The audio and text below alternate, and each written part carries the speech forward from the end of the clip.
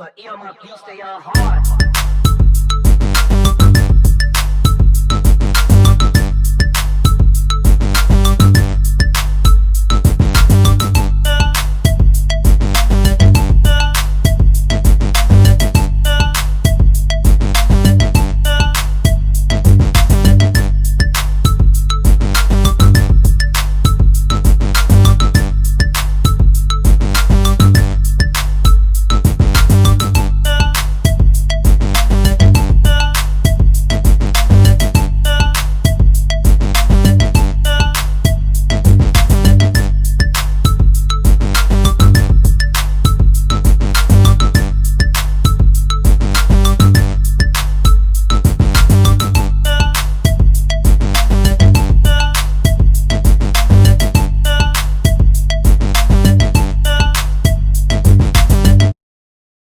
Hello and welcome to another edition of the BCSN SportWrap. My name is Brian Fulford, joined as always by my partner in crime, AD Drew. AD, how you doing, my man? I'm doing fine. How about yourself, my brother? I'm doing well. Blessed to be here. A great opportunity, as always, to do this show with you. We appreciate you for anybody who's been watching our shows of late on YouTube or consuming us on the podcast via Anchor, Apple Podcasts, Google Podcasts, Spotify. We appreciate all of you out there. So as we get going into this show, a jam-packed show today. Of course, lots of news in the HBCU universe. So we definitely want to get into that. But before I do that, AD, let me get the plugs out the way to start the show. And got to remind you, of course, as you can see right there behind AD, we are part of the Jericho broadcast networks on the Black College Sports Network. You can find us on Twitter, Instagram, and on Facebook by searching at MyBCSN1, the number one. And we also have a Facebook page for the BCSN SportWrap, and you can find us at BCSN SportWrap. Our show is also broadcast on YouTube, and that's MyJBN Online, where you can find us on YouTube. And, of course, we want to encourage you to go download the Jericho Broadcast Network's app on the Google and Apple stores, the Play stores, or whatever they call them. Just do a search. You gotta get our technology, man. You gotta give it the time, my brother. Yeah, I'm loyal Team Android over here. So want to remind you, just go to MyJBN or MyBCSN, and that's where you can find the download for the app. Any plugs that I missed there? I feel like I may have missed something. Any plugs I missed, AD? You got Facebook. You got everything out the way. So the podcast, of course, the audio version of this. If you're watching this, there's an audio version that you can download. Just simply go to Apple, Spotify, Apple Podcasts, Google Podcasts, Spotify, Anchor, Breaker, Radio Public, everywhere pretty much that you can get a podcast. We are there. Like, subscribe, leave comments. I think especially on Apple, that's how they like to do things. So leave comments and rate us 5 stars, 4 stars, whatever the most number of stars you can give us. We appreciate it. All helps the algorithms and helps support this show. And tell a friend. Most importantly, let someone know. Brighten up their life by sharing the BCSN SportWrap with them. So, AD, big news. I tell you, the Southwestern Athletic Conference has had quite a year. And even in the midst of COVID and without having major sports, fall sports cancellations, there have been so much positive press for the SWAC that it almost seems unreal. And so on the 21st day of September, the 21st head coach of Jackson State University was named, and he is the Hall of Famer who wore number 21, Deion Primetime Sanders. and he will make his coaching debut in 2021. How about that kind of synergy, AD? That's beautiful when you think about it. Number 21 becomes the 21st head coach on the 21st of September, Brian. I wish I would see that many 21s when I go to Vegas, Biloxi, Amen. Philadelphia, Amen. or Tunica, Mississippi. Amen. So that's the best thing that I could say. Great job by Jackson State. And we mentioned this earlier this week when I was on Inside the HBCU Sports Lab. Jackson State has pulled a coup de grace in Black college sports. And we'll talk about this later on in the show when we have our guest from Inside the HBCU Sports Lab, Dr. Cavill, along with Charles Bishop and Mike Washington. But Brian, HBCU sports have become a case study for what could become in Black culture. What do I mean a case study? You take what's happened at Howard with the press that Howard has got, from McCool Maker to the volleyball players who transferred in, to even Vice Presidential nominee Kamala Harris, along with all the stuff around Black Panther and everything that's going on positive with Howard University. You take a school like Alabama State with the hiring of Mo Williams, former NBA player, NBA champion. You mix in that now primetime NFL Hall of Famer, primetime Deion Sanders. Everybody's been talking about getting back to HBCUs, getting back to our roots. Well, we have a case study now. We have the opportunity to collect data to see if this is all talk in 2021 or if this is coming to fruition and we get back to something that's culturally significant for the rest of our lifetime and my children's lifetime. I think what's interesting about right now, the popularity of HBCUs. And I don't know if it's maybe because I'm in it, sort of covering it, that maybe I feel this way. I certainly, it's hard to judge from the outside, but I think now with the addition of Deion Sanders, we will get a true sense of whether this period in time matches what we grew up with in the the mid 80s, late 80s, when Bill Cosby and the Cosby Show and A Different World did such a wonderful job of exposing us. And you and I are two people from the Midwest. My parents from HBCUs, graduates of HBCUs, Norfolk State. And so being able to be educated about HBCUs because of the television shows that we saw was big for us. And also hip hop culture embraced HBCUs in the 90s. I feel like that got lost a little bit as the turn of the century came around. And now we see 20 years or so since you and I both left our colleges. We're starting to see, I think. 20, bro? I'm sorry? 20? Keep counting. I said 20 something. Is it 30 something? I was not quite 30 yet, but that's why I said 20 something. Actually, 30 years. We don't need specific dates. I have no problem saying. I was walking the hill on the set 30 years ago as a freshman. Wow. Okay. There you go. Almost 30 for me. But that time we advance forward to now in this age, this digital social media age where people in their 20s and teens have instant access.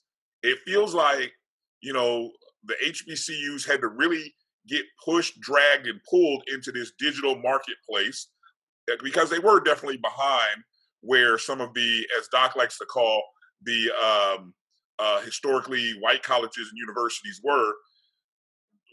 We were behind, or our schools were behind from just presence. Now I think we're starting to catch up. And now I see the exposure starting to grow. And I think this might be our first test, as you just said, a case study.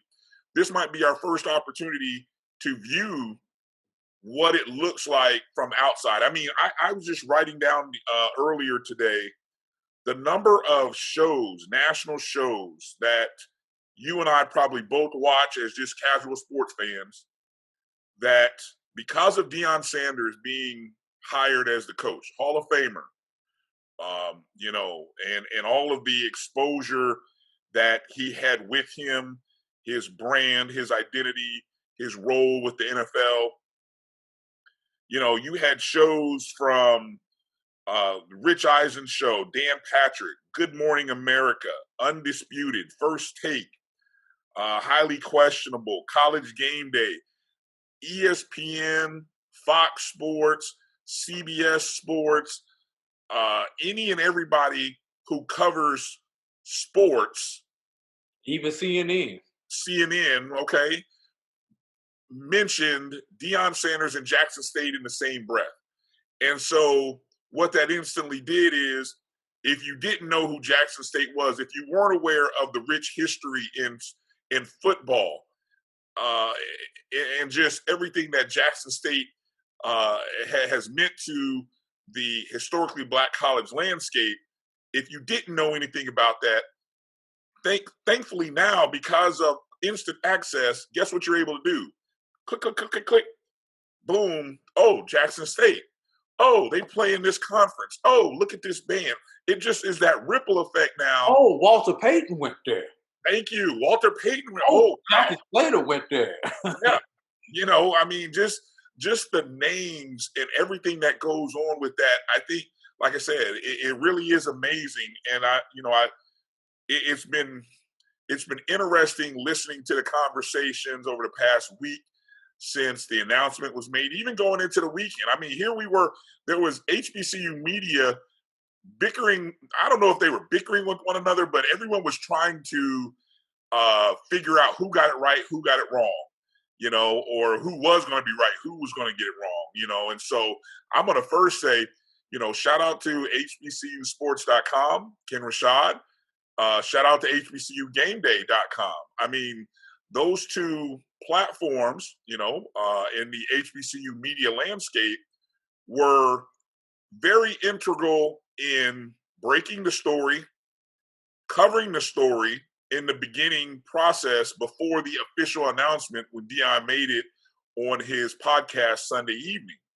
So, you know, want to give those guys a shout out, because that's a whole, it was interesting kind of watch, you know, how that was going back and forth. But at the end of the day, whether you get, you know, I think they were somewhat properly sourced in certain places. And so that was really good to see.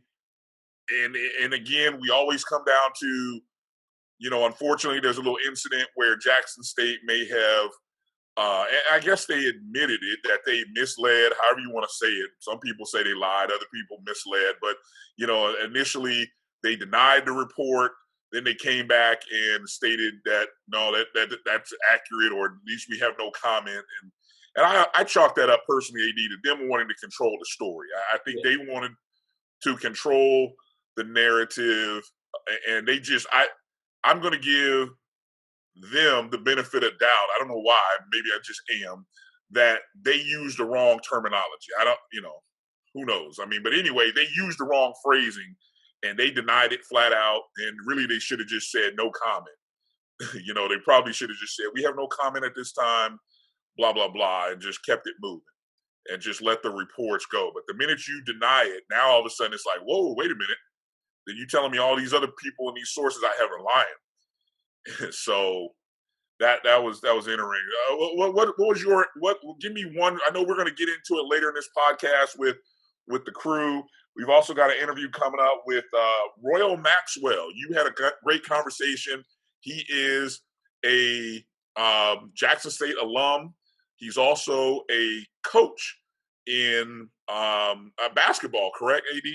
Yes, East Coweta High School. He's a former Jackson State basketball player from 99 to 02. So it was interesting getting his take on it as an alum, as an athletic alum, somebody who played sports at Jackson State, then as a current coach.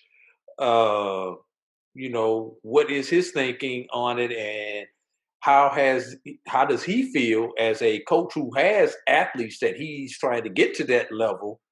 How does he feel that has changed the landscape? And look, it's a great day to be a Jackson State Tiger. I love my school. Everybody loves their HBCU respectively. But it's a great day to be a Jackson State Tiger. It's a great day to be a fan of HBCUs, period. Just a conversation. Whether this quote-unquote experiment is a success or is a failure, the exposure that we have gotten basically in 2021 from the controversy of the North Carolina A&T move, the FAMU move, the Bethune move, everything surrounding Howard with Kamala Harris, Chadwick Boseman. The list goes on and on with the exposure that Mo Williams, Makura Maker, everything goes on and on with the exposure that our HBCUs have gotten in 21. So in a year where, for lack of a better word, everything else is going to crap, HBCUs have gotten good press and look in a position to advance post-pandemic. HBCUs, especially the Southwest Athletic Conference, have really moved to the forefront. Brian, who said we weren't going to have nothing to talk about during football season? Did you say that? That was a big worry 6 months ago. No lie, that was a big worry. Guess what? We have had plenty. We have had plenty, and for those of you all who don't know, we have left stuff out of our shows, not because we don't like your particular school, not because it's not important, because we're not trying to sit here for a 4-hour podcast. Because we could fill up 3 and 4 hours with the information that we have access to. We have to become an everyday show, So we're a few years away from being that just yet. We're a few sponsors away from being there that. You go. That's a better way of saying it. Exactly. We're a few exactly. As you all know, we do have regular 9-to-5s. Yeah. So look, we're going to get into this. I'm excited to talk about it. As I told you in a text, Deion Sanders is one of my most favorite sports personalities, athletes that I have never met, or been close to. So he is one of those guys that I have followed, and So anyway, we'll get into talking about that a little later. Let's get into a few other things here in this opening segment, because there is an HBCU that is playing football, AD, and that's Florida Memorial University. Of course, the Black College Sports Network is home of the Florida Memorial Lions when they are at home. We look forward to broadcasting their football season when they start with home games coming up in the month of October. But right now, they're just trying to, let's just say they're trying to put some positive quarters out on the scoreboard. And so, of course, last week against Kaiser, who was nationally ranked in NAIA, the Lions suffered a 62-0 loss, but it was the first game in 62 years. This time, this past Saturday, they played Ave Maria, who came into the ball game 0-1 as well. Ave Maria, the Grenadiers, were coming into the ball game after losing, in which they got shut out as well the week before. But once again, the Lions got off to a bad start, as I believe the Grenadiers would score on the opening kickoff. Now, interesting enough, this game got delayed about 30 minutes. As at the initial, I thought it was longer than that. Probably so. Initially, the game, right as the teams had come out after the national anthem and things, the teams had come out on the field. Then all of a sudden there was a lightning delay. And so, I don't know, maybe 30, 45 minutes later, they come back out on the field after warm-ups, blah, blah, blah. Opening kickoff, return for a touchdown. Ave Maria would go up 14-0 at the end of the first quarter. However, the Florida FMU actually would score their first points of the season in this contest. As I was trying to find, I had the stat page pulled up. I don't know if you've got it handy, AD. It was actually, I remember watching a play. It was actually a very interesting call. Their quarterback, and I really suck right now because like I had all this stuff pulled up. And Antoine Williams, thank you, internet, thank you for working. Antoine Williams would end up passing a touchdown, and he had a good game, 24-37, 372 yards, the touchdown, no interceptions. He was only sacked one time, and that touchdown to Markel Lee. Actually, Markel Lee, a freshman out of Palm Beach, Florida, did a great job of basically scooping the ball or getting his hands underneath the ball before he hit the turf. It was about a 10, 11-yard pass from Williams to Lee, and that'll be the trivia question 20 years from now when they ask who scored the first touchdown for FMU in the rebirth back in 2020, and it'll be Markel Lee. Unfortunately, though, for the Lions, the second half was not much better. They were down 28-6 at half. Defensively, though, held Ave Maria to just 14.7 in each quarter.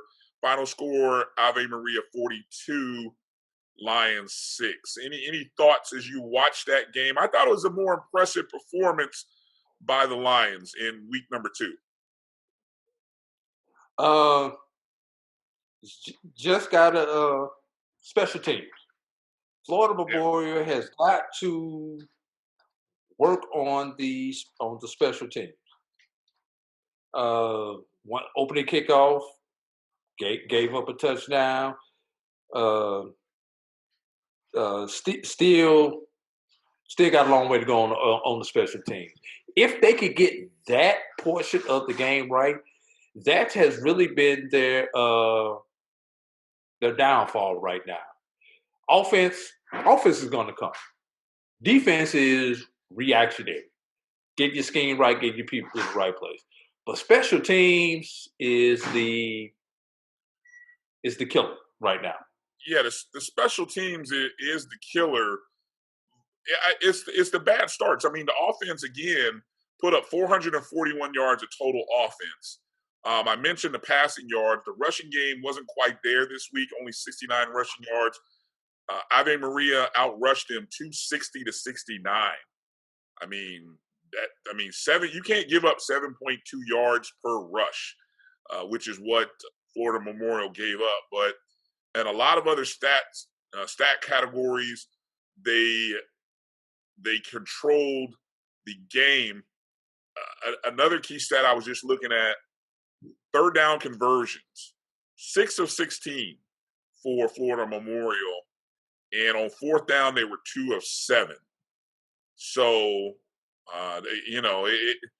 there were steps. It was a progression, and again, this week was better than last week, and so that's about the. That's the one positive you can say. I don't think I saw any major injuries for them, so I think that's a positive. Now, Florida Memorial 0-2, preparing for their next contest against another 0-2 team. That'll be this upcoming Saturday as Florida Memorial travels to take on Weber International. Weber just lost to Kaiser this past Saturday by a score of 52-7. Of course, Kaiser, who opened the season with the dominating 62-0 win. So again, here's a team that Florida Memorial gets to face that is sort of finding themselves as well. Not had a lot of success this season, 0-2 as well. So I will be optimistic for the Lions as I was last week. that this is an opportunity to get a win. You know, this is an opportunity to get a win, and I think you have to view it that way when you go up against a winless opponent, right? Correct. All right, so yeah, that game, we'll definitely tweet that game. They've been pretty good about showing these games live by the host school. That game will be played, I believe, in Weber International is well, they're the host school.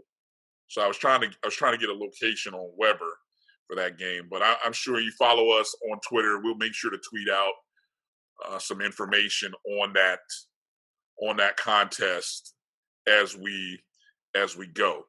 All right, we're going to take a break in this segment, and when we come back, we'll come back with a few more news and notes, and then get into a little more of the conversation. You hear AD's conversation with Royal Maxwell, and then we will be joined by Dr. Cavill's Inside the HBCU Sports Lab with Doc, Mike Washington, Charles Bishop, and we will get into talking about the Deion Sanders hire at Jackson State. You're watching and listening to the BCSN SportWrap on the Black College Sports Network. We'll be back right after these words. My God, it's another sad day in America. Painful to be introduced to George Floyd during his last breath with a cop's knee on his neck.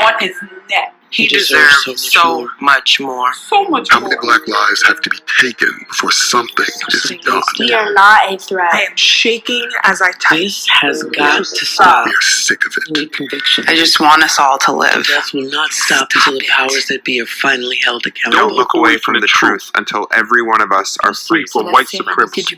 The world stands with you.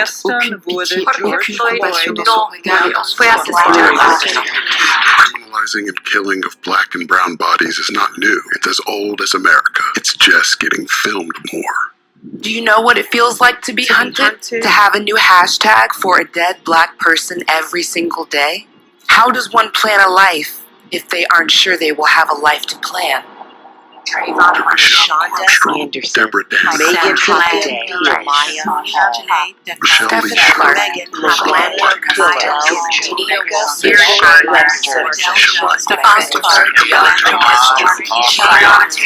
George Floyd. His name was George Floyd. Say his name. Say his name. George Floyd. Say his name. Say their names. Once again, and always, we fight for justice. Black Lives Matter. Black Lives Matter. Rest in power, beautiful. You didn't deserve this. It's never too early to plant the seed, to share the tradition, and instill a sense of pride in your HBCU with your little ones. HBCU Pride and Joy Children's Boutique helps you share your school spirit with a wide selection of adorable kids' apparel and accessories officially licensed from your favorite HBCU. Visit hbcupridejoy.com and follow us on all social media at HBCU Pride Joy on Facebook and Twitter. We are back. For the first time in 62 years, the Florida Memorial Lions will hit the gridiron, and their home games will be streamed by the Black College Sports Network at www.fmuathletics.com, www.mybcsn.net, and on the MyBCSN app, available on Google Play and the Apple App Store.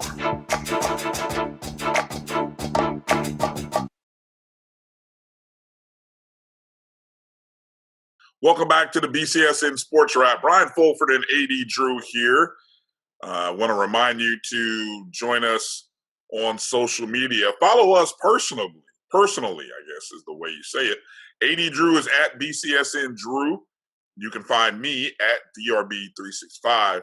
Want to remind you our show, of course, is also in podcast format, audio only, on Anchor, Spotify, Google and Apple Podcasts, Breaker, Overcast,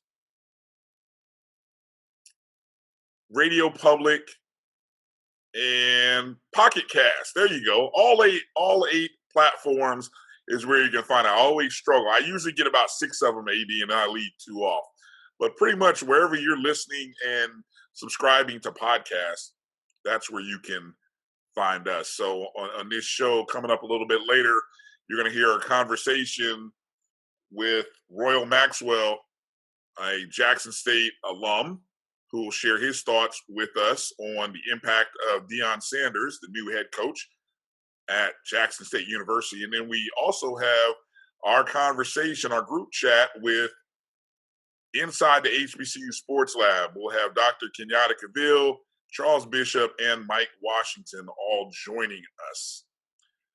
AD, as we continue on with some of the news and notes from the past few days, the Mid-Eastern Athletic Conference is in the news, not wanting to be outdone by the SWAC.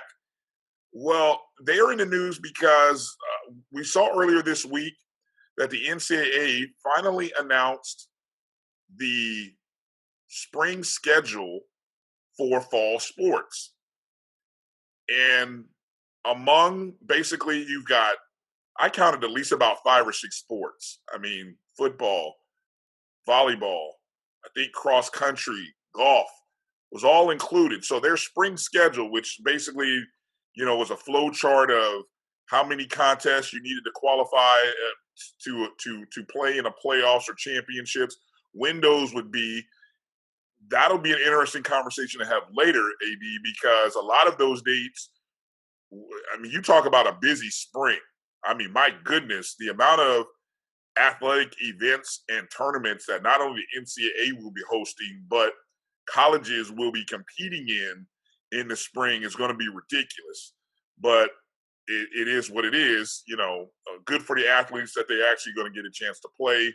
Good luck to all the college administrators in trying to figure out their schedules and get enough people to hire for so on and so forth.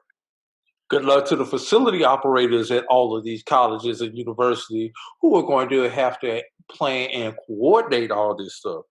Good luck to the chief of police at all of these universities. Security, right? Who will have to do multiple security, outside security on multiple days.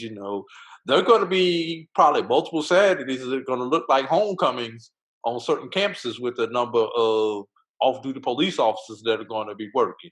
And finally, Brian, good luck to the SID, who is going to have to be in 3 and 4 places all at the same time, upload the stats, and write articles and get stuff out to the TV stations and every doggone thing else that they have to do in order to get publicity for all these athletes who are going to be playing at the same time. I hope these administrators or the SIDs have already reached out to their schools' journalism departments and said, hey, we have opportunities and a need for people to write stories and summaries this upcoming season, because this is a great opportunity for young people to get involved in sports. And if you are a young person that wants to get involved in sports, the best way to do it is right there on campus within your athletic department. Volunteer to do something. If you're a writer and want to write, volunteer to write. There are great opportunities, lots of opportunities upcoming, because as you just mentioned, one person can't do it all. 2 people can't do it all. So it really is a tall task upcoming.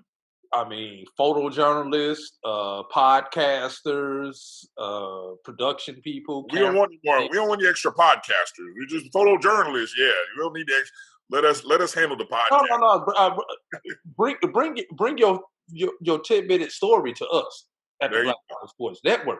There you go. We have a platform for you. That's true. We just need people to get out and cover, because let's be real, Brian. We're not going to be everywhere. We can't be everywhere. We already have enough games that we have to do, and it's already tough for us to coordinate our schedules. But Lord Jesus, to have to be in this city on Saturday, this city on Sunday. Do you drive? Do you fly? Do you rent the car? Do you? We need a nice rental car sponsorship for anybody out there listening. Enterprise, Hertz, Budget, holler at your boy, Southwest, Delta, American, somebody, and you know the worst part about it all for you and I, Brian, we got to be at the 9 to 5 on Monday. So yeah, don't remind me. Yeah, okay. So let's move on here. Back to the MEAC story and the NCAA. So all of that came out, and one of the little tidbits that maybe some people missed was that originally, and this came through in the conversation a few shows back. We talked with Craig Haley of Stats Perform FCS. He is a senior editor over there, and he talked about that the initial plans were that the NCAA would probably have 10 automatic qualifiers. Of course, there are 13 FCS conferences, and the only 3 conferences that do not have automatic qualifiers are the Ivy League, the SWAC, and the MEAC. And of course, you know, we know why the MEAC and SWAC don't, and the Ivy League. But the Ivy League does. Right. The Ivy League's just not interested in playing in the playoffs. They've got other things going on. The Academics, right. But what came out is when the spreadsheet came out on Tuesday, it said 11. And it was like, whoa, wait a second. 11 automatic qualifiers? Well, what that meant was, and what we later found out, is that the MEAC had, through working with the NCAA, had accepted or received an automatic bid to the FCS playoffs in the spring. And what that meant, MEAC Commissioner Dr. Dennis Thomas stated on Wednesday that the championship game, and of course, if you think back here, the MEAC had come out with the announcement right about the same time a month ago when the SWAC released their entire schedule. The MEAC released dates, which sort of fell in line with the plans by the MEAC, or by the SWAC, excuse me, to have a championship game. Well, first off, the MEAC was going into 2 divisions, 9 schools splitting into 2 divisions, and then you would have a North and a South playing a championship game, and I think the date was the same weekend as the SWAC's date.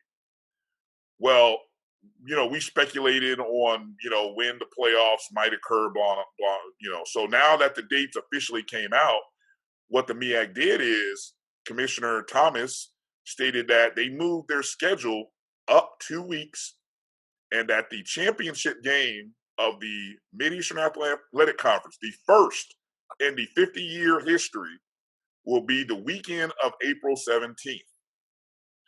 And so what that means now is that the schedule of games moves up, and the schedule of games in the MEAC over a 9-week period will run from February 27th to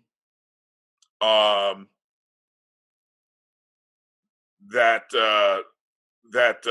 April 17th date, and that the MEAC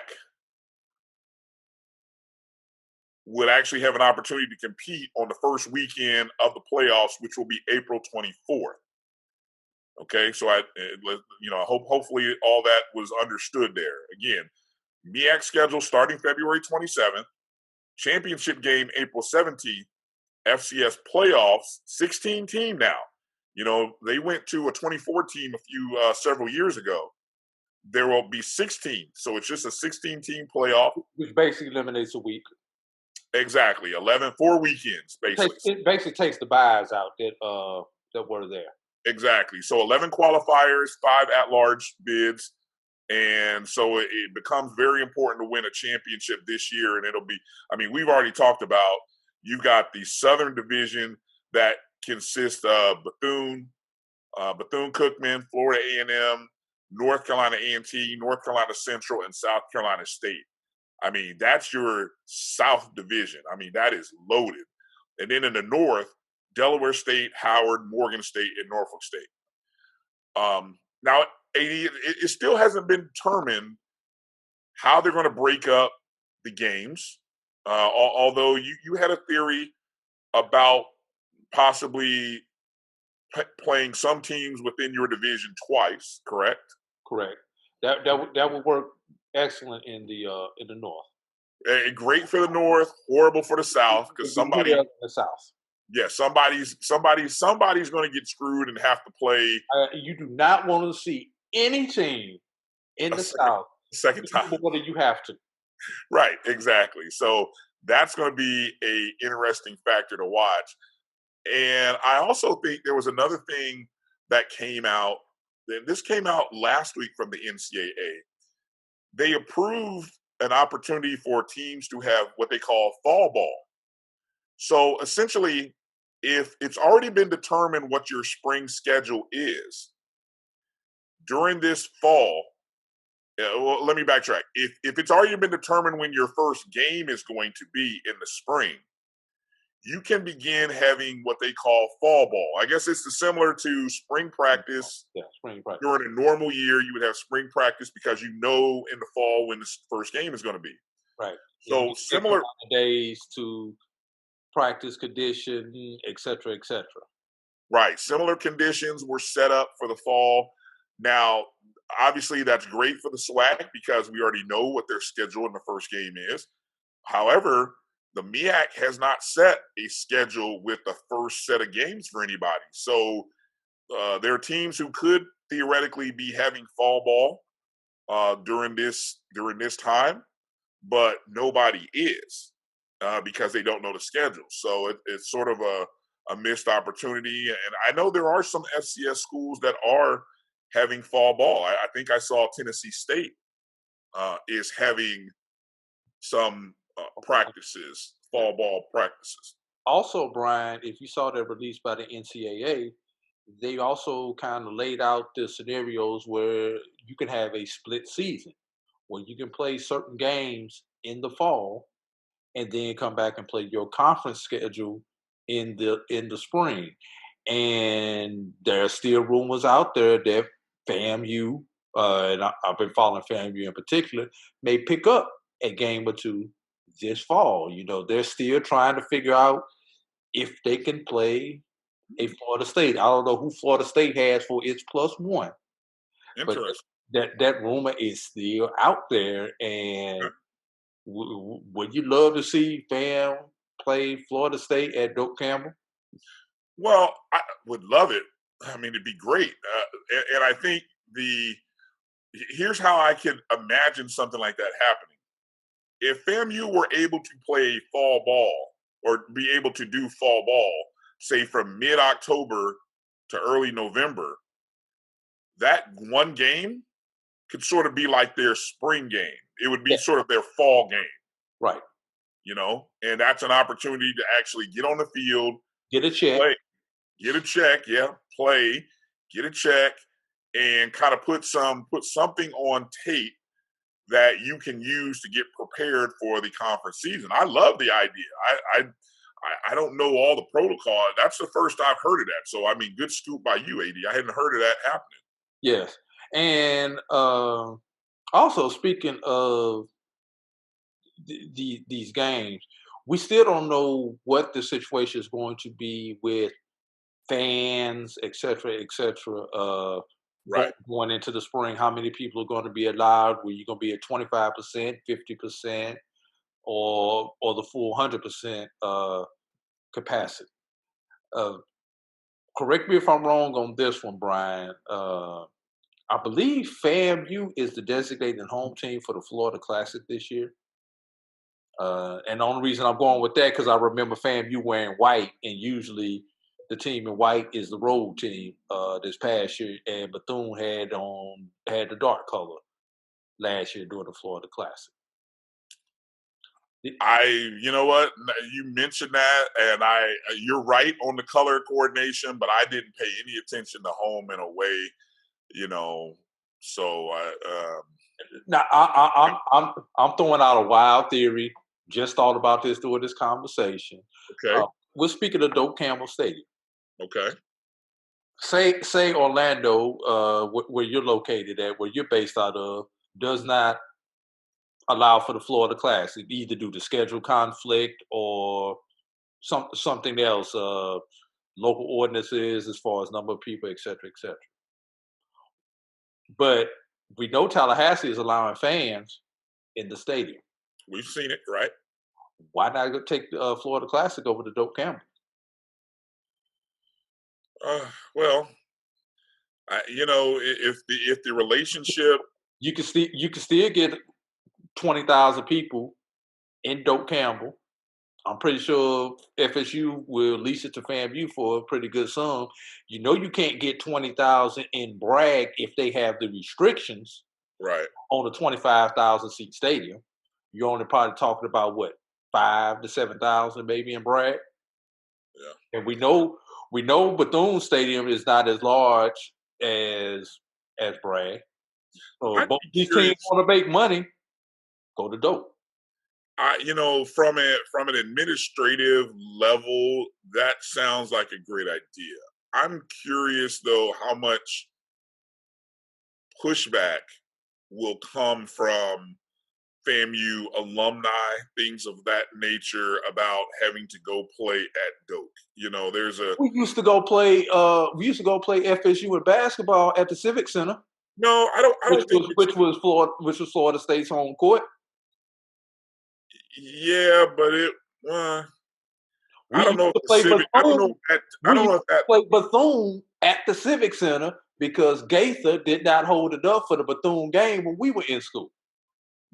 Okay, but that was more of it wasn't sitting right in the smack dab heart of campus. It's sitting downtown. Yeah, I mean, it's Florida State's campus technically. Okay, I don't consider. It's funny. I don't consider that because that site holds or used to hold graduations. At that time, I don't consider that site.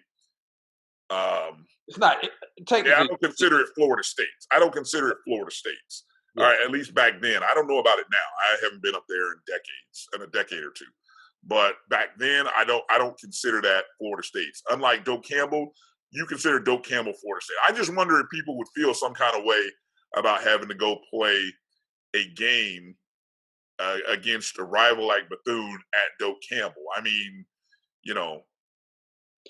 sometimes how we get the opportunity to get some type of revenue in.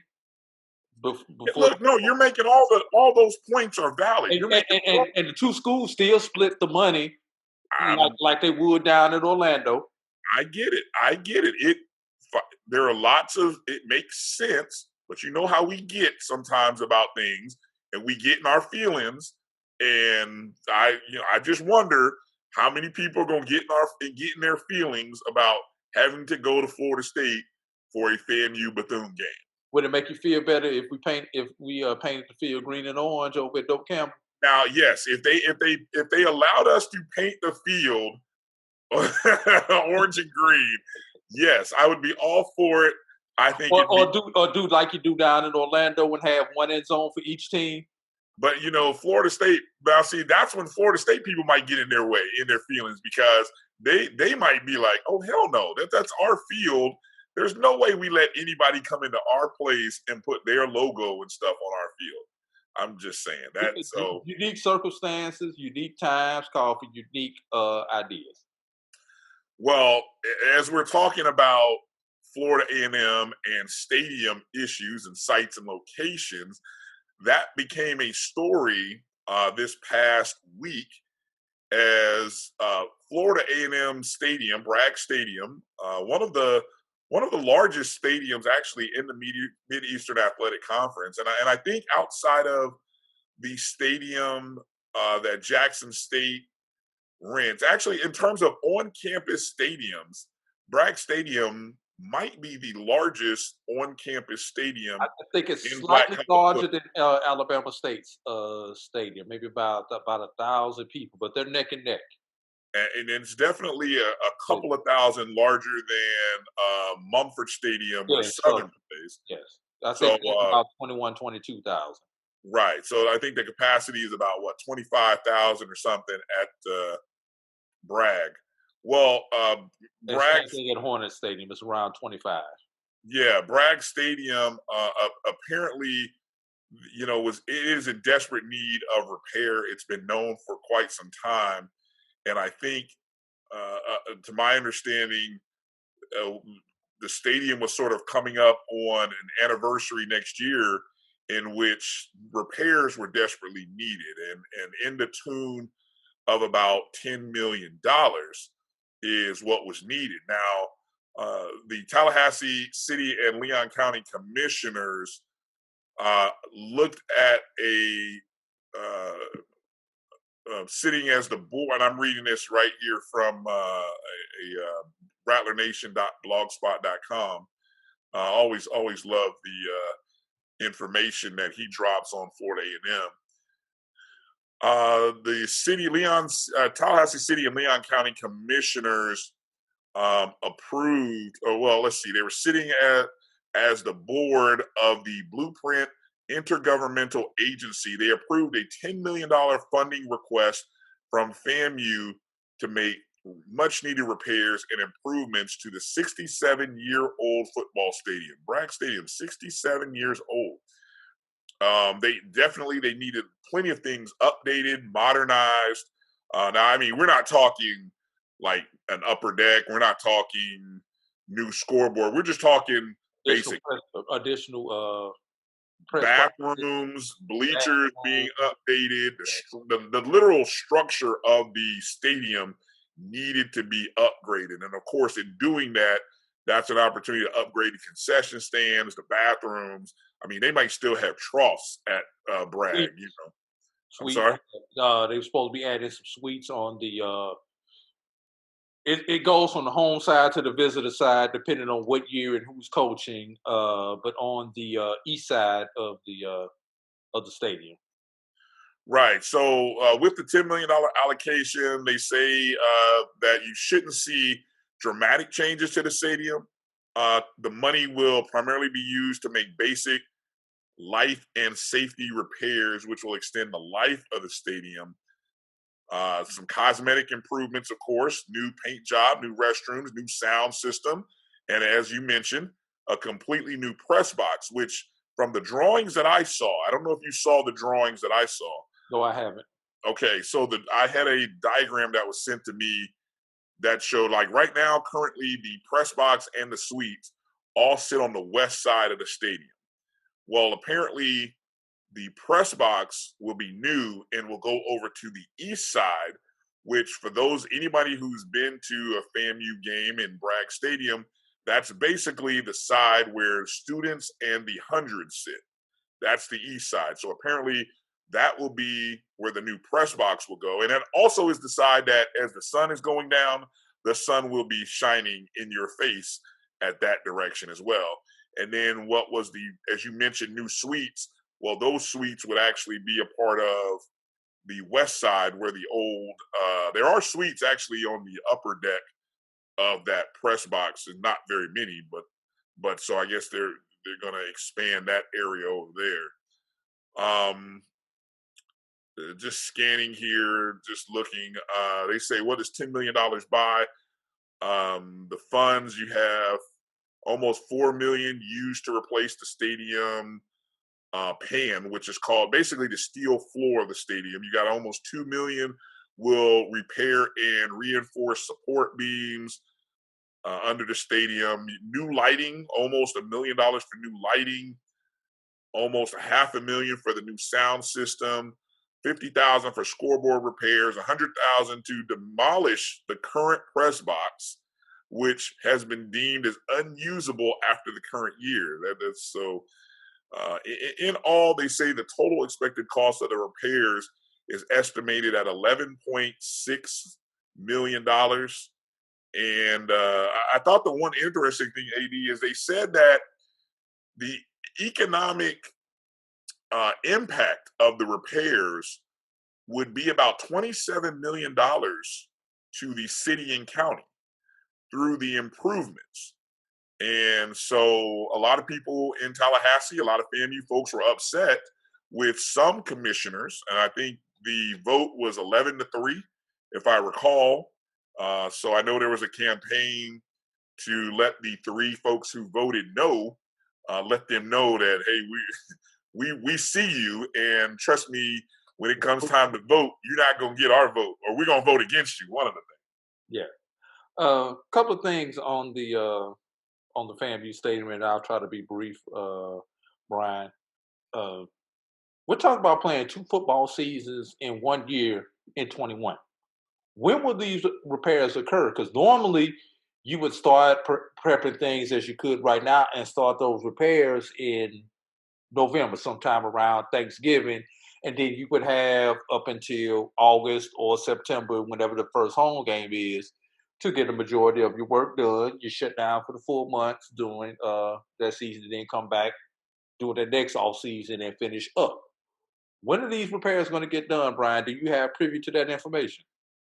Well, from what I read, is that there were 2 windows. In order to be able to play in the fall, they had to happen almost this fall, which would probably carry the repairs into the spring. Which, of course, Bragg will be looking like it was my freshman year with all the gates and everything else around campus. Well, it just means that if the construction is going on late in the next month or 2, now that it's all been approved, that there may not be any games played this spring at Bragg Stadium. which I know 2 stadiums in Tallahassee where they can play at. Yes, well, one of the Capital City Stadium, and then you got Dope. Which one you think is going to be better for a college football team? The Capital City Stadium is not bad for a high school stadium. I was going to say Capital. If you're dealing with limited capacity seating, apparently Capital Stadium is where a lot of the high school teams do play, but that can seat 10,000. From what I'm told. And if you have restricted numbers in attendance, well, that's where you're going to have to play. Now, again. But does it have college level lighting and the press area and media boxes and all the other things that you're going to need? I've had someone tell me that it is up to snuff, that it is suitable. And it could be done. Now, if you, as you've already stated, if you want to increase the capacity, you want to try to play at Doak. You want to see can Doak. Obviously, Florida State won't be playing there in the spring. So, can you get the rental or approval or whatever it takes to play 4 games, possibly 4 or 5? At Doak Campbell this season? I mean, will they let you? I mean, I go to things like locker rooms and things of that nature. You know, how are you going to be housed for all of that stuff? I think it'll be interesting. I'm sure the negotiations have already started. Maybe that's something that we'll have to put a call out to our people in Tallahassee and start getting some feelers on that. Before we jump off this story, one last thing, Brian, and I sent these to you. Looking at the headlines around this story. 2 headlines. Headline 1. Money pulled from FSU Convention Center to fund FAMU Stadium renovation. Yes. Headline 2.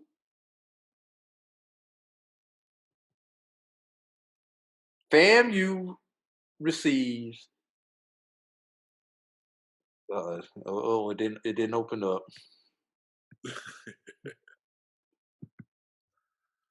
Which headline? Which headline is this? Is this the WTXL? And I'm not even gonna mention the other one. FAMU receives $10 million in blueprint funds for Bragg Stadium renovation. Right. Same story. Yeah. 2 different spins. Yeah. 2 different media outlets, both of them based in Tallahassee. One, once again, FAMU pulled money from FSU Convention Center. Other headline, FAMU receives funding. Well, and you know what's so dishonest from that? It's not FAMU that pulled the money.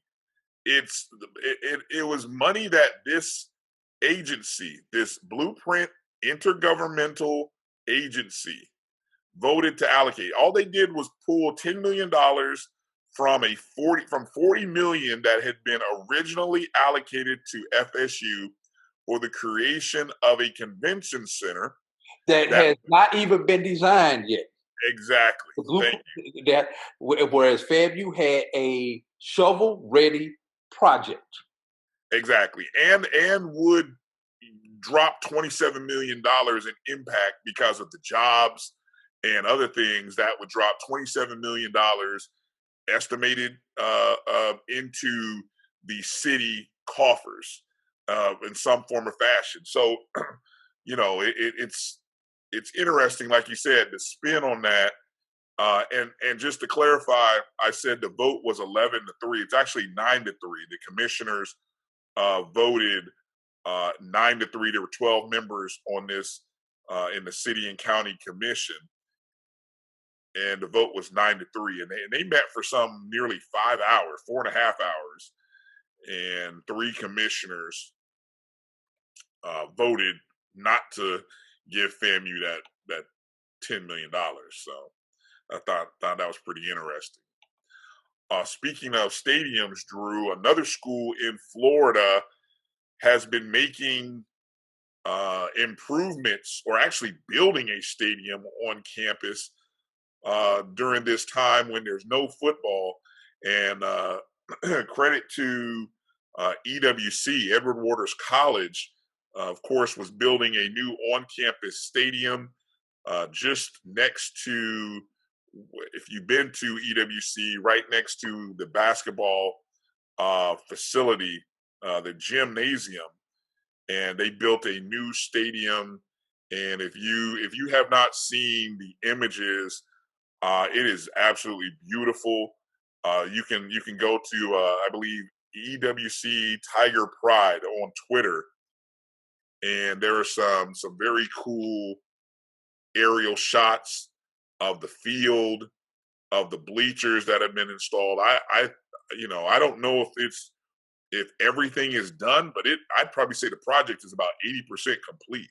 Yeah, and it's probably been a blessing in disguise, because I know they lost some time due to COVID early in the season, that they are not playing. Now they can kind of slow down and get everything completed and finished before they start playing this spring.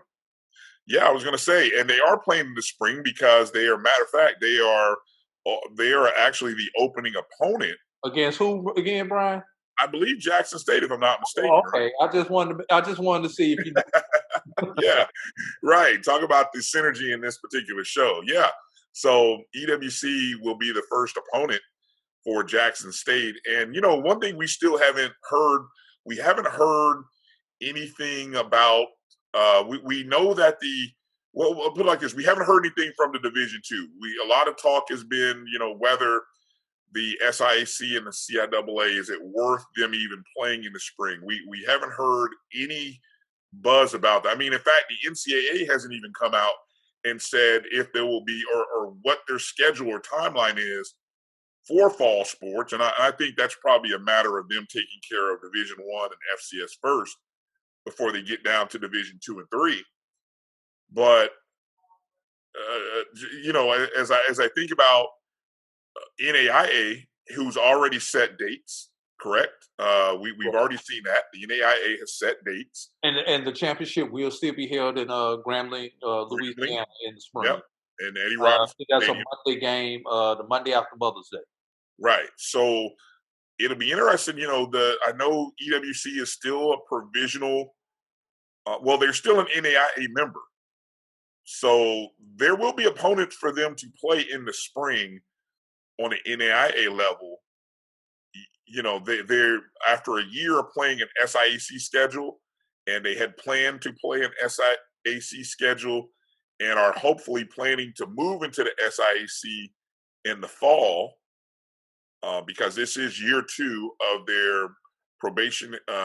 Is it probationary? Is that the right word? They're exploratory phases. Okay, the exploratory phase. Thank you. Yeah, so that's where they're at right now. But when they have this new stadium, it is beautiful. I mean, I like the turf too. They did the two-tone green turf, dark green and then your more every 5, yeah. natural green every 5. So it's pretty nice. I encourage you to go to EWC Tiger Pride is the Twitter handle, and I believe that is also the website. So Yeah, I know those. It is. Yeah, I know. One last thing about that forward thinking, the field is lined for soccer and lacrosse. Okay. Well, yeah, we do know that they have a soccer program. Interesting about the potential of lacrosse, though. Yeah, that'll be, we don't have, I don't think, well, we do have one HBCU that has lacrosse. There is one. That being Howard. UDC has lacrosse also, if I remember correctly. Yeah. Yes. Right. All right. Let's move into another story here that caught our attention from this past week. The National Football League, actually more so the Pro Football Hall of Fame. It's not really the National Football League. It's the Pro Football Hall of Fame announced the list of modern era nominees for the class of 2021. Now, this list is in total 130 players.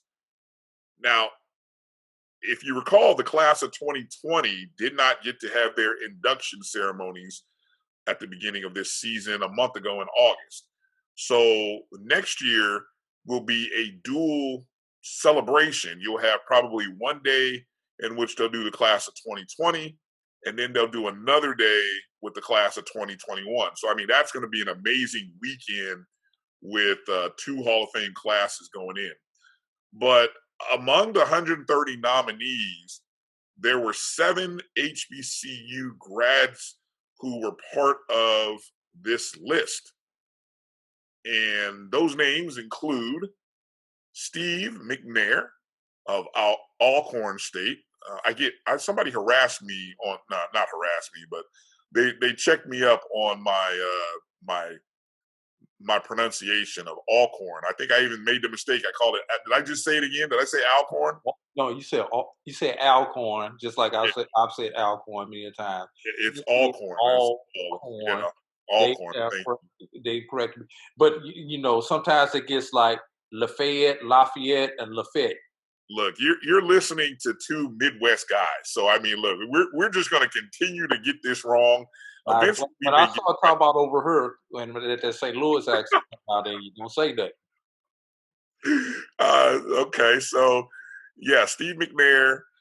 Then you had Albert Lewis of Grambling State, Donald Driver, of course, he too of Alcorn State, Jimmy Smith of Jackson State, Ben Coates from Livingstone College, Nick Collins from Bethune-Cookman, and Eric Williams from Central State. Well, AD, I don't think, and none of these guys were finalists a year ago.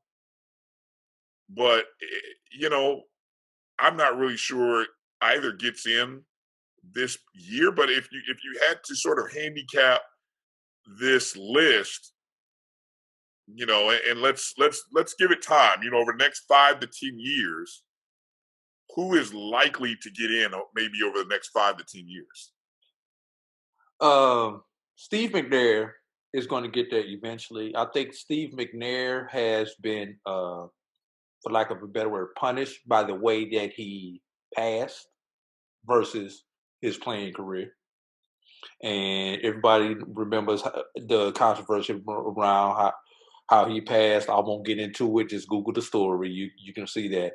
But I think the media is kind of I guess just like that marginal player who was treated the media like crap, which Steve McNair didn't, or just like the people in the steroids area in baseball that's being held against them, and some people's off-field life gets held against them when it comes to this. This should be your own field recognition. On the field, got to the Super Bowl, even though he lost, Thank God my Rams beat them. At that point in time, the Rams were my team. Multiple Pro Bowls, revolutionized the game. Highest quarterback ever drafted out of an HBCU. Right. Accolades go on and on and on. Double-digit year career. Finished his career in Baltimore. Finished career decently in Baltimore. So and don't forget he was an MVP. Yes. Oh yeah. MVP with Peyton Manning one of those years. Yeah, I believe that the year that they went to the Super Bowl. I believe that was the Super Bowl year. Don't quote me on that. Yeah, don't quote me on that. I just know he split the MVP. No, that was Kurt Warner won it that year, but it was some time during that time. I think it was the year after they went to the Super Bowl, actually, when they split it. Number 2 on my list, I would probably say Donald Driver would be number 2 on that list, although it is getting tougher and tougher for receivers to get into the Hall of Fame with the numbers that today's receivers are putting up, and the game has changed so much. But during his time, Donald Driver was a beast. Well, look at the names. Okay, so in that class of 130 players, we got to mention Jimmy Smith too. Just those two guys. I mean, Donald Driver, 14 seasons with Green Bay, 7th round pick in '99, 61 receiving touchdowns, 743 catches. Now, if you think Driver gets in, these are the numbers for Jimmy Smith. Wide receiver, a 2nd round pick by the Cowboys in '92, although he played for the Jaguars for 11 seasons. 862 receptions, 67 touchdowns, 12,287 receiving yards. So, I mean, if you think Driver's in, then there's a real strong case for Jimmy Smith. But you just talked about how loaded that wide receiver class. These are the wide receivers that were just in that list of 130 players. You had Driver and Smith. You also had Torrey Holt, your guy from St. Louis Rams. Calvin Johnson, interesting case study on whether Cinco. Right, Ocho Cinco. Derek Mason, who I believe was a teammate of McNair's. Mushin Muhammad, who played at Carolina. Rod Smith, who played in Denver. Hines Ward. Now to me, there's a name that I think is a Hall of Fame worthy guy. Reggie Wayne of the Colts. I think he will one day get into the Hall of Fame. Wes Welker had a stint with New England, Denver, and Miami. Yes. And then Roddy White, probably more known for his time in Atlanta, if I'm not mistaken. You left Henry Ellard off the list. Henry Ellard, yeah, exactly. Yeah, thank you. Yeah, Henry Ellard as well. So, as you stated, the wide receiving class is tough. But yeah, I mean, coming after those guys, it'll just, it's just a matter of time. I think the one guy, if I had to handicap it, I would go Eric Williams, because if I'm not mistaken, Williams here was part of the Cowboys. He was a 3rd round pick, 10 seasons from 91 to 2000. I mean, so that was part of the championship years with the Cowboys. Played 133 of 146 games as a starter. I don't know what the number of Pro Bowls were for him, but I think Pro Bowls and All Pros matter, at least when you start breaking it down. Yeah. And I don't recall, I mean, we just mentioned Steve McNair and his MVP. I'd have to go real deep diving to kind of see where some of these other guys fell. So, I mean, if I had to handicap it, I would go Williams and Jimmy Smith would probably be the first 2. And boy. Now here's the problem, Brian. Yeah. You're only gonna get 5. Well, sure. on any given year. In any given year. You're going to get a maximum of 5. One is already gone. So there are only 4 opportunities to get in because Peyton Manning is up for his first year eligibility. He's going to get in his first year. You can go ahead and chalk that one up. So there's really only 4 spots available. Out of the 129 other players, are they one of the 4 best out of the group? Another player who's probably going to come off the board this year is Darren Woodson. I would get, and even possibly Charles Woodson. This is his first year of. Oh yeah, he's first. He's first ballot. He's no doubt first ballot. You got 2 spots left, my brother. They may make it to the final. One of them may make it to the finalist list. Steve McNair should make the cut down list. I'll be honest, I don't think he's going to make it. Just looking at some of these people who are on this list, especially some of these first timers on this list. Yeah, no. I don't see. I mean, there are 14 of the 30. There are 4. If I'm not mistaken, I think the report said there are 14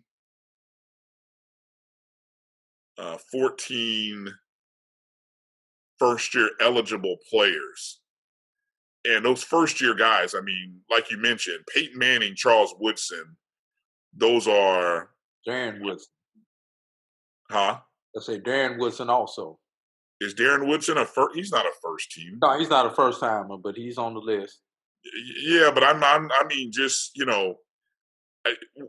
among quarterbacks that are on this list, we're talking Steve McNair, you've got Drew Bledsoe, Randall Cunningham, Del Home, Garcia, Dave Craig, Peyton, Donovan McNabb. I think it'll be interesting to kind of see how do you compare Steve McNair and Donovan McNabb. I think that's an interesting back and forth and debate. I would throw Drew Bledsoe into that as well. Those 3 guys who were, if you think back in the day when they played, and if you broke up your quarterbacks into tiers, like, hey, these are tier 1 guys, tier 2, tier 3, I would say Bledsoe, McNabb, McNair were either tier 1 at the time that they played, or they were like tier 2, right on the verge of being tier 1. Would you agree? I agree. All right, Brian. Question of the day. Which one of those 3 that you just named comes in second behind Peyton? Ooh. In the quarterback voting. I would bet McNabb. I think the 4. I think he's got a longer resume than Randall Cunningham, who I think had Randall led that Vikings team had they got to the Super Bowl and won it, I think Randall could have got in. Yeah. And I think Bledsoe got to a Super Bowl. He had a good decade, but I think he got that injury kind of sidelined where his career went. Of course, he got replaced by Tom Brady. And as good as he was never as good as he was in New England. Correct. And McNabb just had a good run in Philly with Andy Reid. I'm going to go McNabb never won an MVP, did he? Not to my knowledge. But he did with 3 NFC championships and 1 Super Bowl. Yeah. So, and McNair only got to the Super Bowl 1 time. And a couple of other AFC championships. Oh, he did? Okay. I think he got to at least one other. I think he took Baltimore to an AFC championship towards the end of his career. See, that's tough, man. That is so tough. I'm leaning towards McNabb. And I guess for some reason, maybe because I think McNabb, I don't know what total games look like for those guys, but I think McNabb played a little bit more in the beginning of his career than McNair did. I think McNair his first 2 years. Yeah, he was pigeon-held a little bit those first couple years having to sit behind Chris Chandler. But That's a tough one, man. I got to go back and look at the stats. But right now today, I'm telling you McNabb. Let's move on. Yeah, move on. We'll be here all day kind of debating that. All right, AD, one final story before we go to a break. We had the conversation. We appreciate Xavier University for allowing us the opportunity to talk about their move to the Red River Athletic Conference. But I don't want to skip over some of the accomplishments by Dillard University. I call them their rival, and we'll get into that in just a minute. Maybe their former rival. Maybe their former rival, right. The two news bits from Dillard University. Dillard had 3 athletic programs earn the NAIA Scholar Athlete Team Award for the 1920 year. In order to be a Scholar Athlete team, the team needs to have a cumulative team GPA of 3.0 or higher for both semesters, that's fall and spring, for all varsity players on the roster. The 3 Dillard programs that earned the national recognition were volleyball, women's outdoor track and field, and the women's cross country program. So shout out to those ladies who did a great job of getting it done in the classroom. And then Dillard Athletics earned the NAIA Champions of Character 5-Star Institution Gold Level Award for 19 and 20. Dillard was recognized as a Champions of Character 5-Star Institution Gold Level Award winner, recognized by the NAIA. And the Champions of Character scorecard measures a commitment to character training, academic focus, character promotion, conduct in competition, and character recognition on a scale of 100 points. Award levels are based on the number of points earned, gold being 90 to 100, silver 75 to 89, and bronze 60 to 74. There were a total of 180 member institutions that were named 5-star award winners, including 112 gold level status members. There were three Gulf Coast Athletic Conference members that received recognition. Dillard and Russ College earned a gold level score, while Xavier picked up a silver. There's score. that name again. Yeah, there's that name. So there's Dillard winning on the rivalry over Xavier in that one. Dillard has been a champion of character institution 9 times in 07, 08. Let me see if they did a run here. I could shorten this up a little bit. From 2007 to 2013 consecutively, that is 6 consecutive years. Then the 15-16 year, and then the past 2 seasons, 18-19 and 19-20. Since 07, including 3 times earning silver status. And so congratulations to Dr. Kiki Baker-Barnes, and she's the Dillard Director of Athletics there, doing some great things over at Dillard, and, former interim commissioner of the GCAC. And so we definitely, friend of the show, friend of the network. I think she's still interim. I think she's still interim until they finish the search. No, I think she stepped down from that. I thought I saw a report. I think she's back to being the director of athletics full time for Dillard. I don't think. I think that's part of me personally. I think that's part of the reason why Xavier is not in the GCAC right now, because they don't have a full time commissioner right now. Right. But Bryan, while we're talking Xavier, while we're talking Dillard, there is an elephant in the room. There is? Yes. Will these two teams continue to play each other? I don't know. Will they? there was some banter that went back and forth on our Twitter feed concerning this rivalry.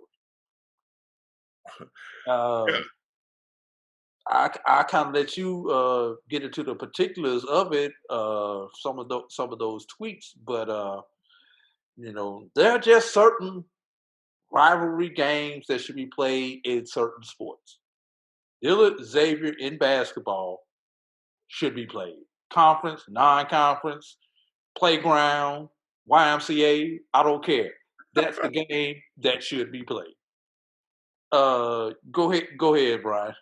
So this happened over the weekend when we sent out our tweets actually about the show. We were mentioning that we were talking about Florida Memorial, of course, mentioning Xavier's move from the GCAC to the Red River Athletic Conference. Of course, we had the segment with our good friend Chris Ferguson. So it was a loaded show that we had, and we got a reply from Walter Kimbrough, who is actually Dr. Walter Kimbrough, the president of Dillard University at Hip Hop Prez, P-R-E-Z. I love the Twitter handle. I love the Twitter handle as well. So, and it is him because it's a blue check mark. So that's the only way we can say without a doubt, unless somebody grabbed a hold of his Twitter handle over the weekend, we're going to assume that it was him. But he replied back and said, because we did have the discussion during our show about Xavier and Dillard, and he said, quote, "There is no rivalry without consequences. If championships are not on the line, it's not an exhibition, or it's just an exhibition. This is what happened to Big East basketball when Syracuse and Pitt left. At Go DU, that's GEAUX-DU, will not be going to the Red River Athletic Conference, so our storied rivalry now dies." So 2 bits of breaking news right there at that time, ending all speculation that Dillard, I think because somebody in our show may have insinuated or dropped a thought or an idea that Dillard might want to join. Speculated, thank you, that's the word. That Dillard might be looking to move to. Well, that was debunked by Dr. Kimbrough. And, they sort of started a conversation back and forth about rivalries and non-conference games. He further added, Dr. Kimbrough further added, what significant rivalries exist where there is nothing on the line? Question mark. I can only think of Louisville versus Kentucky, and they didn't start playing regularly until the 1980s after going over 50 years without playing, but they play once a year. I didn't know that. I didn't not know that. That's pretty interesting fact. But I grew up in the next state over, and I always thought Louisville, Kentucky played each other. I got another one. You're talking about rivalry. Missouri and Illinois in basketball have been playing since at least since I was a teenager, probably before that. But I remember they always played the annual game in St. Louis right before, I believe it was right before Christmas every year. Right. Maybe before Thanksgiving. I can't remember, but it's always before one of those 2 holidays. It was called the Bragging Rights. It was sponsored by Bush back in the day, but I don't know if it's still sponsored by Bush as in Anheuser-Busch, but the Bragging Rights game, right. They've played it in 3-4 different arenas, venues in St. Louis. It just makes sense, sometimes when you have programs that are right next to each other, they're pulling from the same media market, the attention of the press, the home base, exactly, local fans, so on and so forth. I thought it was pretty interesting that he used the phrase significant rivalry. So I replied back after seeing that. I think I'd even said something to him after his first tweet, and I'm going to see if it pulls up here. You and I both tweeted. We were like, Well, you were more so plugging something. I think you were like, hey, Hip Hop Prez, come on to the show. We can talk about it. And that invitation is still out there, Mr. President, Madam Athletic Director. Please come on to the show if you want to discuss this. That's what we're here for. You were like, come on, let's work. Have an open invitation. There are multiple ways to get in touch with us. Hit me on my Twitter at BCSN Brew. If you go to my Twitter, you can find my email address. It's out there. It's public knowledge.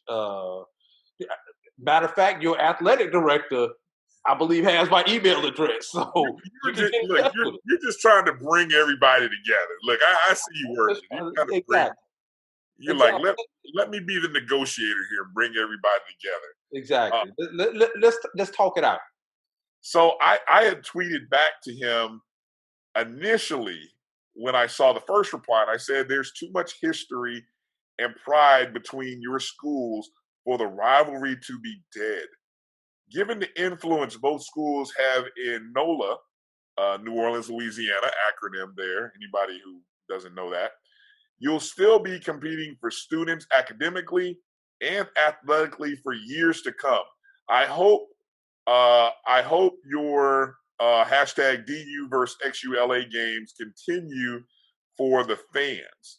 And then that's when he had mentioned something about the significant rivalry, so on and so forth. And I once again replied, is being considered the best HBCU-NAIA athletic team or program in the city and area not significant enough for you?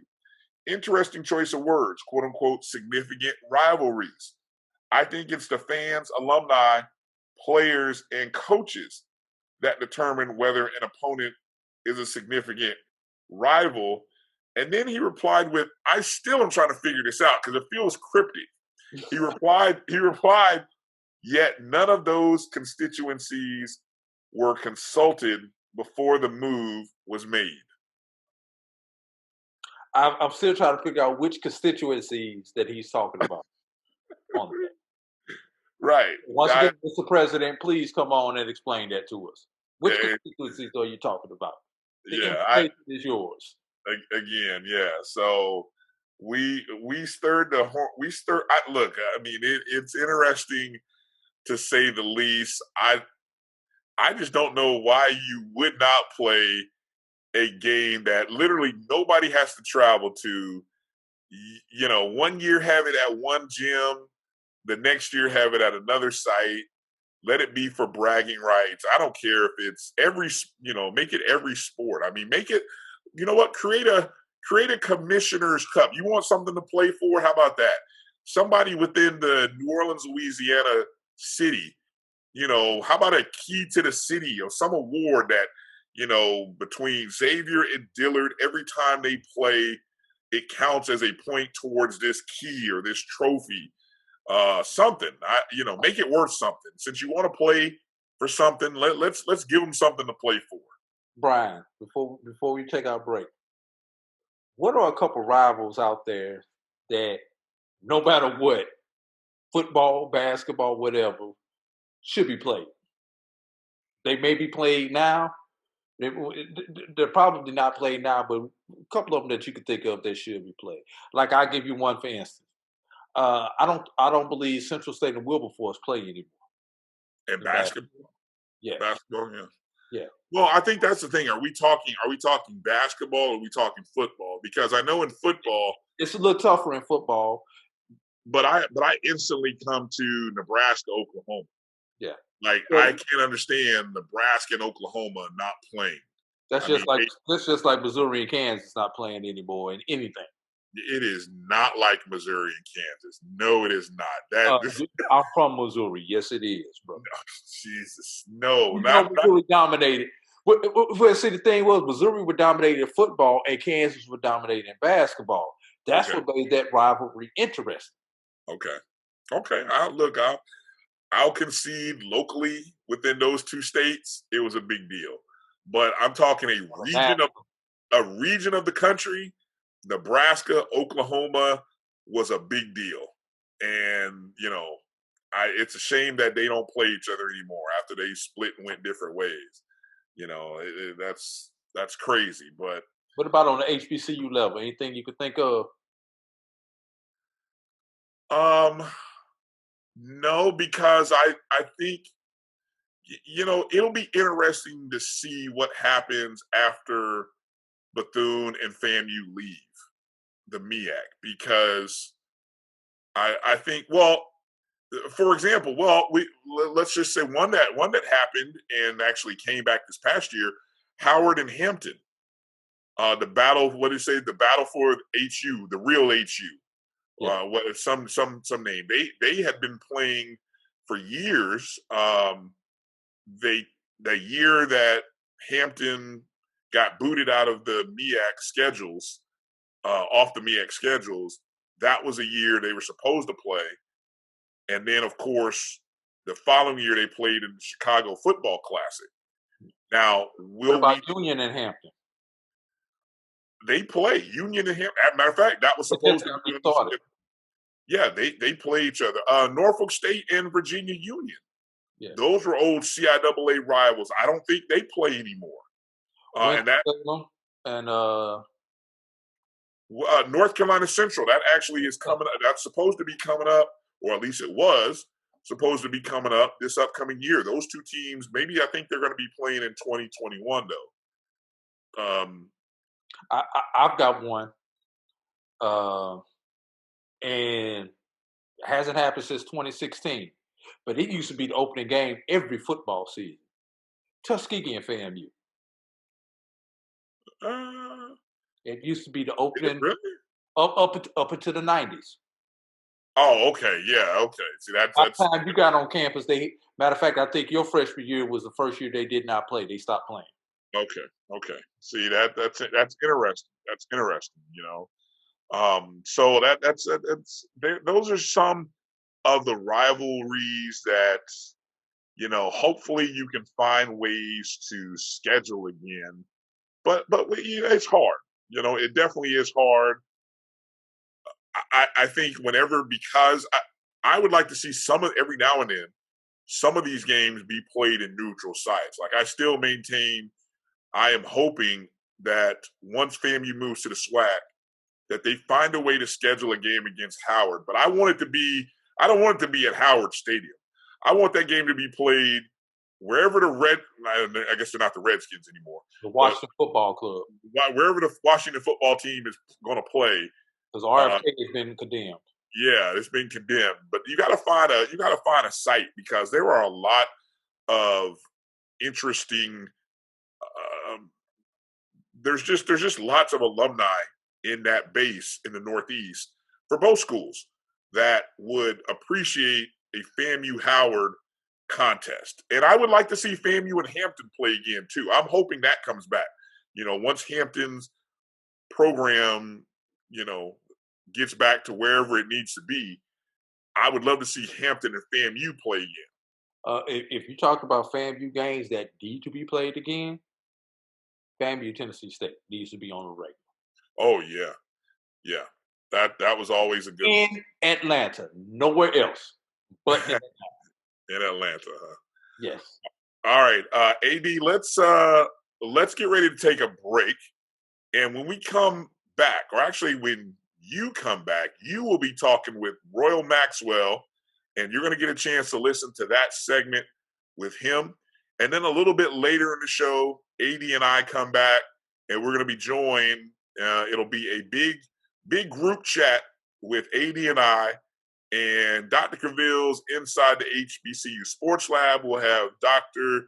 Kenyatta Cavill, Mike Washington, Charles Bishop, and we will get a chance to finally, all of us get a chance to kind of chat about the Deion Sanders hire at Jackson State, and really try to find some new angles to talk about, discuss, to review.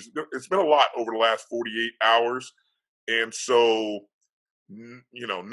probably anyone who's been interested in the HBCU thing now, you probably heard from different shows. Hopefully you heard Doc's show on Tuesday night. That was a great show, by the way. Doc doing some teaching, man. my goodness, some good stuff. That's 3 days in a row I've been listening to preaching. You know, you got your normal Sunday. I listen to Reverend Primetime on Monday, and then I listen to Reverend Cavill on Tuesday. Dr. Reverend Cavill. Yeah, Dr. Reverend Cavill. Exactly. Yeah. So I mean, we just got to keep it going somehow, some way. But good stuff. And if you really enjoy these commentaries, make sure that you're following not just our show here on the SportWrap, but make sure you're following Dr. Cavill's Inside the HBCU Sports Lab. Comes on every Tuesday nights, 7 p.m. Eastern, 6 p.m. Central.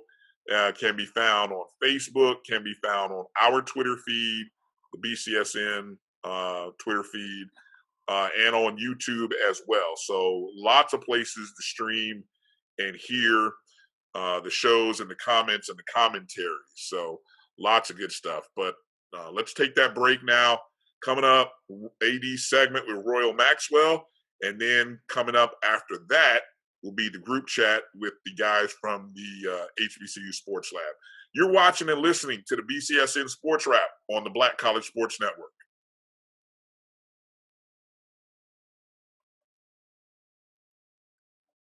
Because the fight isn't over yet. You will see me choose to protect my community by wearing a face cover. And even with my face covered, you will see me.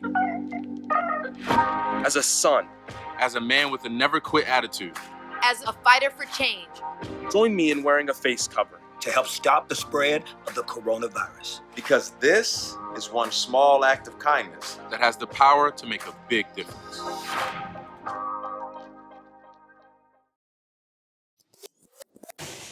Follow the Black College Sports Network on social media at MyBCSN1, the number 1, on Facebook, Instagram, and Twitter at MyBCSN1.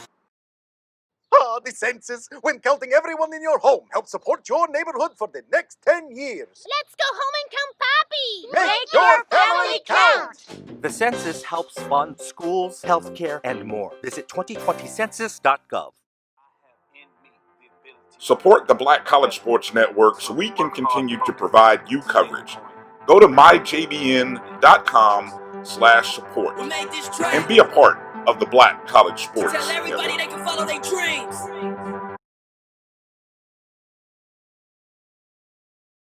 Welcome back here on the BCSN Sports Wrap. Joining me today is a dear friend of mine, somebody who I know from my adopted hometown of Tuskegee, Alabama. He's currently in the Atlanta area. Royal Maxwell. Royal is a Jackson State alum. So I decided, let me bring on a Jackson State alum to talk about the big news that's happening at Jackson State. And yes, it's a great day to be a Tiger. It's a great week to be a Tiger right now.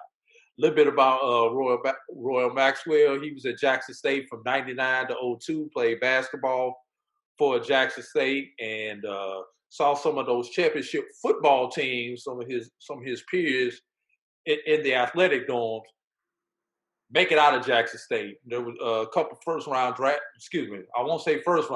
picks, but there were a couple of guys drafted out of the NFL. Sylvester Morris, drafted by the Chiefs, Rashad Anderson, drafted by the Panthers during that time, and just could tell us everything about that Jackson State culture from having been on campus and everything around it. So first, Royal, welcome to the show. How you doing? How you doing? Give me your first reaction, your first thoughts as you start hearing about the rumors of Deion Sanders, Coach Prime, as he likes to call himself, coming to your alma mater, and then your reaction when it's like, wow, this stuff is really true. Give me your thoughts on that. Hey, it's funny you said that because that's exactly how I felt. I was a little bit indifferent, you know what I'm saying, with them coming because I just wasn't sure. You know, I knew at this time in the SWAC, it's a pivotal time in the SWAC with FAMU and Bethune-Cookman joining, and we'd be on the SWAC blogs giving them a hard time. So, you know, it's like my buddy said, man, my buddy went to Morris Brown. He said, man, you know, it's going to bring y'all so much exposure. I'm like, man, we we really straight on all that. We lead in attendance. You know, when in April, I reserved my room for my family to go to the Southern game, April 3rd, April 4th, that weekend already, even before Prime signed with us. But I was telling the man it's gonna be 50, 60,000 there for that game anyway. Assuming they let that many people in, but yeah.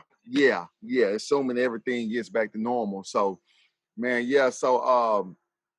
But I watched the press conference, man, and I was at work, and I'm not gonna even lie, but I saw when I saw Deion with the tears, man, it changed my whole perspective. Whether they fake, whether they real, I would, like he said, I believe. You know what I'm saying? And man, it changed my whole perspective of it. And the things he talked about more than football. He talked about creating a highway, to the NFL for these kids. We talked about, like, say, your adopted home, my home. How many players could have gotten out. Tuskegee had quite a few. Coming from another, really good black college. It could have been more. And as well as at Jackson State, T.C. Taylor, one of the holdovers. I was at Jackson State when T.C. first got there, right? And T.C. Taylor was a quarterback, and then we brought in Robert Kent. So T.C. moved over to wide receiver and was an outstanding. I mean, T.C. might have caught 100 balls in 2 years, easy, maybe like around 150. He was a hell of a wide receiver and played a couple of years and so forth. So, but my point is, man, it's been a lot of talent, but the the platform hadn't been on a level playing field. So I heard Deion. I listened to his press conference.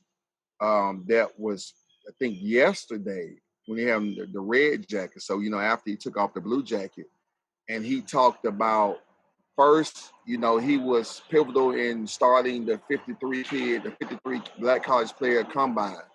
He said, why can't we get these players intertangled or intertwined with the regular combine? Yes, I saw that. Yeah, and saying things like that, I'm saying, okay, I believe it's bigger. It's for Prime, he's looking at it for our school and even more being a leader. Because I was concerned with, kind of this social movement right now. All our leaders are dying that started this. Who will be the next set of leaders? Who has the courage? And it's being done through the athletic, platform. And that's fine too. However it's being done. Muhammad Ali was a leader. He did it through the athletic platform. So, I look at this with Prime being there.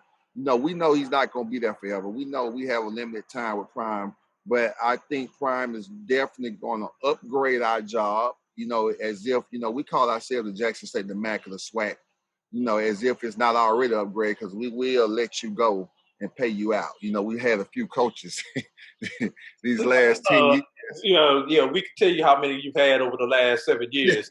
Yeah, we won't let you finish out your contract. We will pay you out and let you go.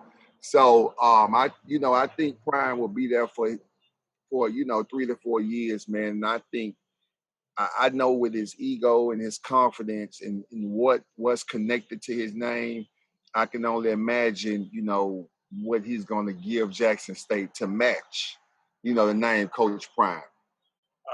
Now, Roy, you talking, you just made me think about something.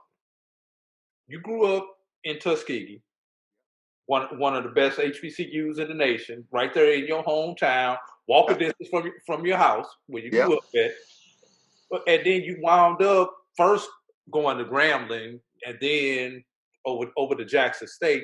Let's talk about that HBCU culture. You grew up with it from an infant through your formative years. Then even though you didn't stay at home to attend your local HBCU, you still wound up going to other HBCUs. Just kind of talk about that matriculation. Just talk about that culture and how much that HBCU culture really means to somebody like you. Man, well, we had it's crazy because being a town where we're from, it's a football town. So not at the time there weren't anyone any guys getting Division I athletic scholarships in basketball, where we from. You know what I'm saying? Had plenty of outstanding players, Brian Curry and Wendell Ellis, and you had Ligon boys, and you had plenty of players that were extremely more talented than I was. But I remember my coach said, Maxwell, you had grades too. And so don't forget to tell them how tall you are. Something else you had. By the way, I'm 6'7". So okay. 6'7", and had a myriad of skills to go with it. But I remember Chi Walker, he's named Lonzo Sasso on Facebook. He was playing at Tuskegee. He had just finished. And his mom was Shirley Walker. And she sat on the NCAA board for women's basketball. But anyway, he walked in Zebra Music, my brother's music store, and said, man, and I was headed to FAMU. Funny, I was headed to FAMU. I had wish you would have been there. Accepted to FAMU. I was going to FAMU, and that's what it was, because my parents would take me to the Tuskegee FAMU game, the first game of the season, probably my whole life. You know what I'm saying? That was the first game of the year. We drove to Tallahassee, and went to see Tuskegee play for FAMU. So I was like, man, I'm going to FAMU.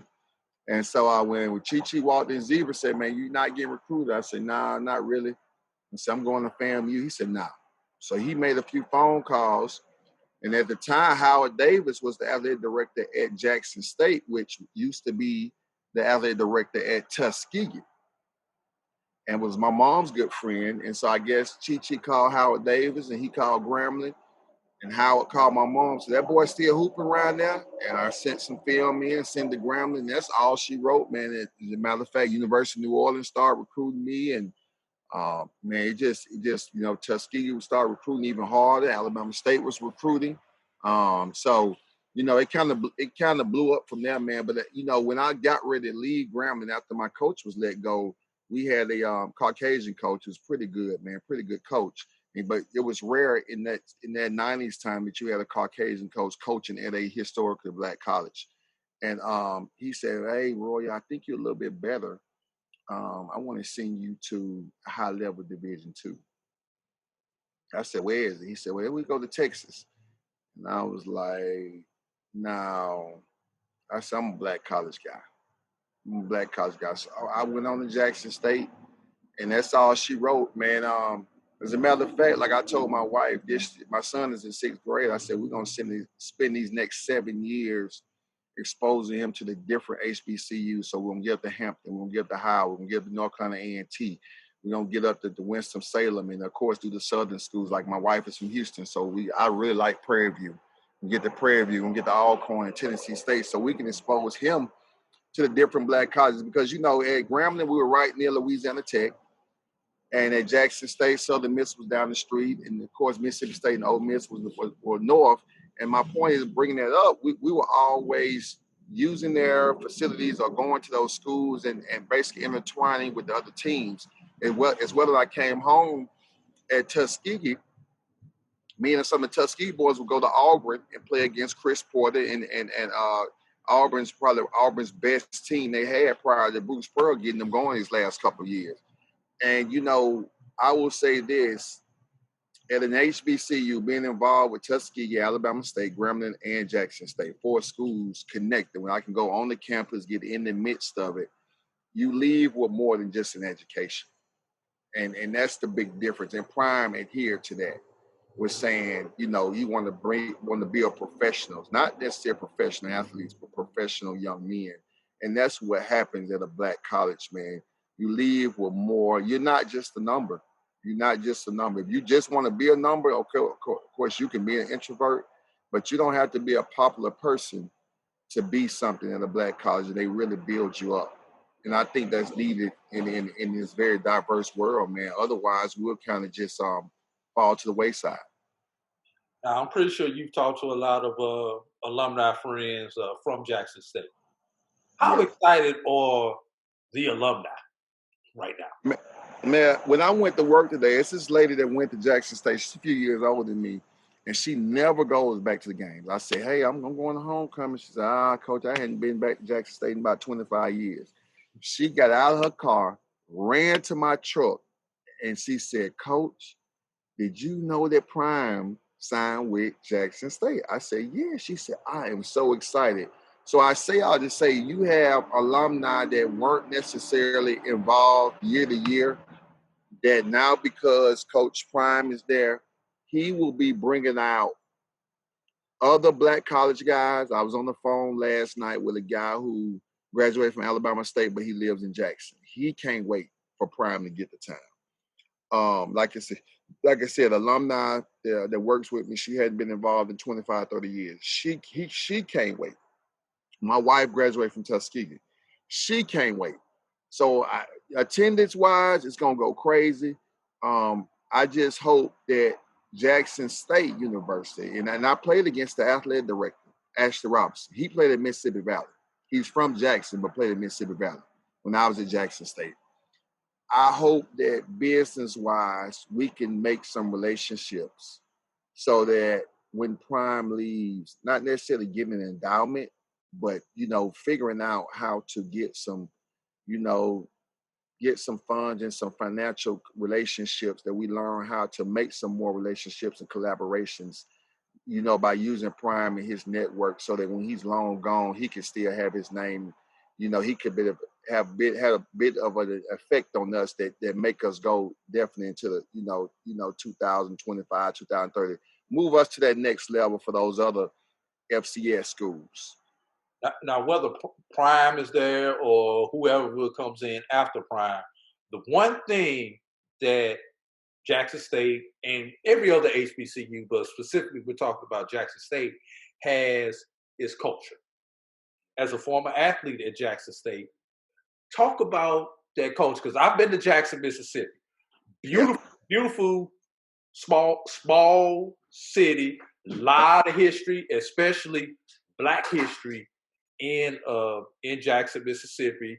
You've got another HBCU right up the road from you in Tougaloo, less than 10 minutes away from Jackson State. So just talk about the culture that some of these athletes that Coach Prime is going to be recruiting are going to see on Jackson State's campus.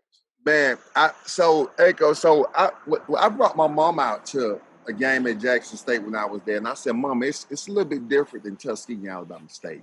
Tuskegee and now Alabama State, being out of Crampton Bowl, they got a little bit more land. It's like a family reunion. Now Jackson State, when I take my buddies that are from Atlanta and went to the AUC, I tell them, man, listen, this is like a Falcons game. When you pull up on the hospital side of either side, you're going to see the tailgate, and it looks like an NFL football game. You know what I'm saying? In the tailgate in Jackson State. You're going to go inside the stadium, and you're going to see as many people as you see at an SEC football game, depending on if the opponent brings a few fans. All they got to bring is a few.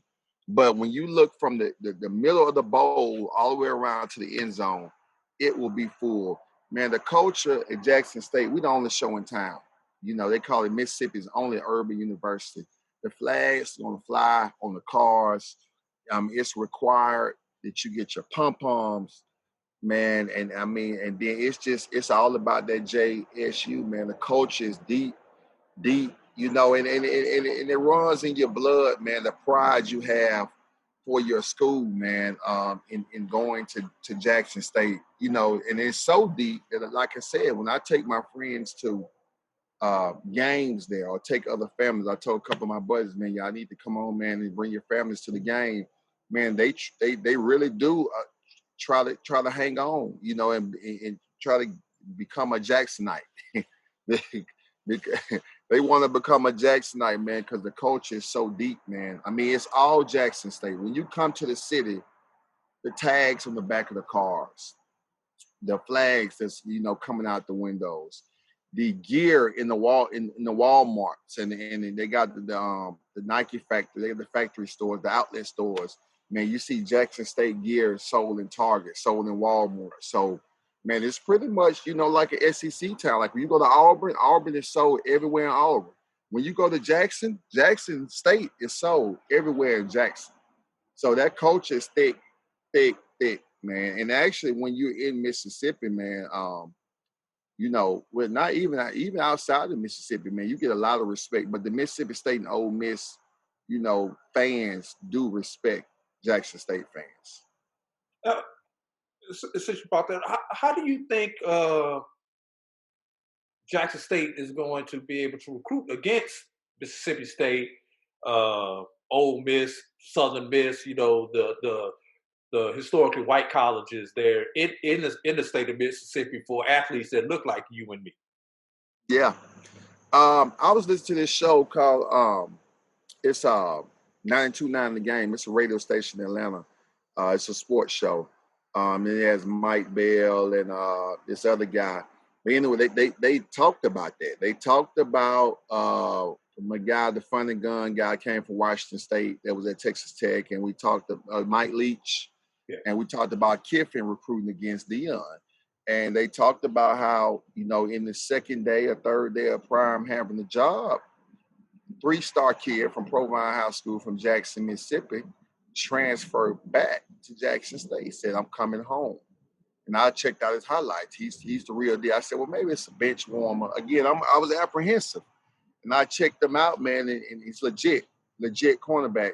On my youth baseball team, I have a few Division I football dads. They played at Auburn and so forth. And they said, man, if my son played in the secondary or was a skill guy, it's no way he's not going to Jackson State. So I think, and right now, like Prime said, man, you know, we got some new buildings. The football facility is getting redone on the campus on the backside. So once that's complete, we got a new Intramural Center right, you know, adjacent to that going on. And then, you know, of course, the baseball, the tennis, and the softball is all back there in that same area. It's kind of like, you know, athletics event center. But I think, man, we are upgrading our facilities. And with Prime coming, whatever they were doing, it's going to be upgraded even more.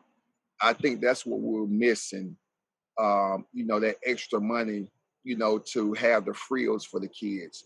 Because Deion will be able to go into someone's house and let them know that your son is going to be well taken care of. I mean, look at it. He had that the school, and they shut down. They tried to, you know, put a huge scandal on him.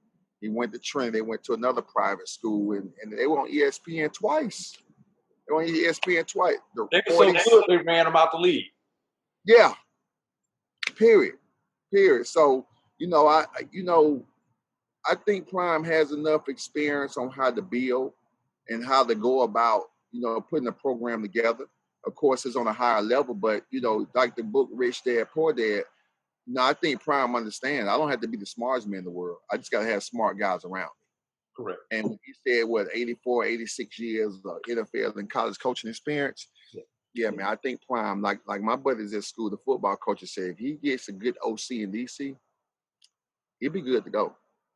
Now, you currently coach basketball at East Coweta High School, where for those of you who don't know, East Coweta, did I say it right, Coweta? Coweta. East Coweta High School is deep suburb of Atlanta. It's about 20 miles west of the Atlanta airport. I got that right, about 25 South. Going toward Tuskegee. Yeah.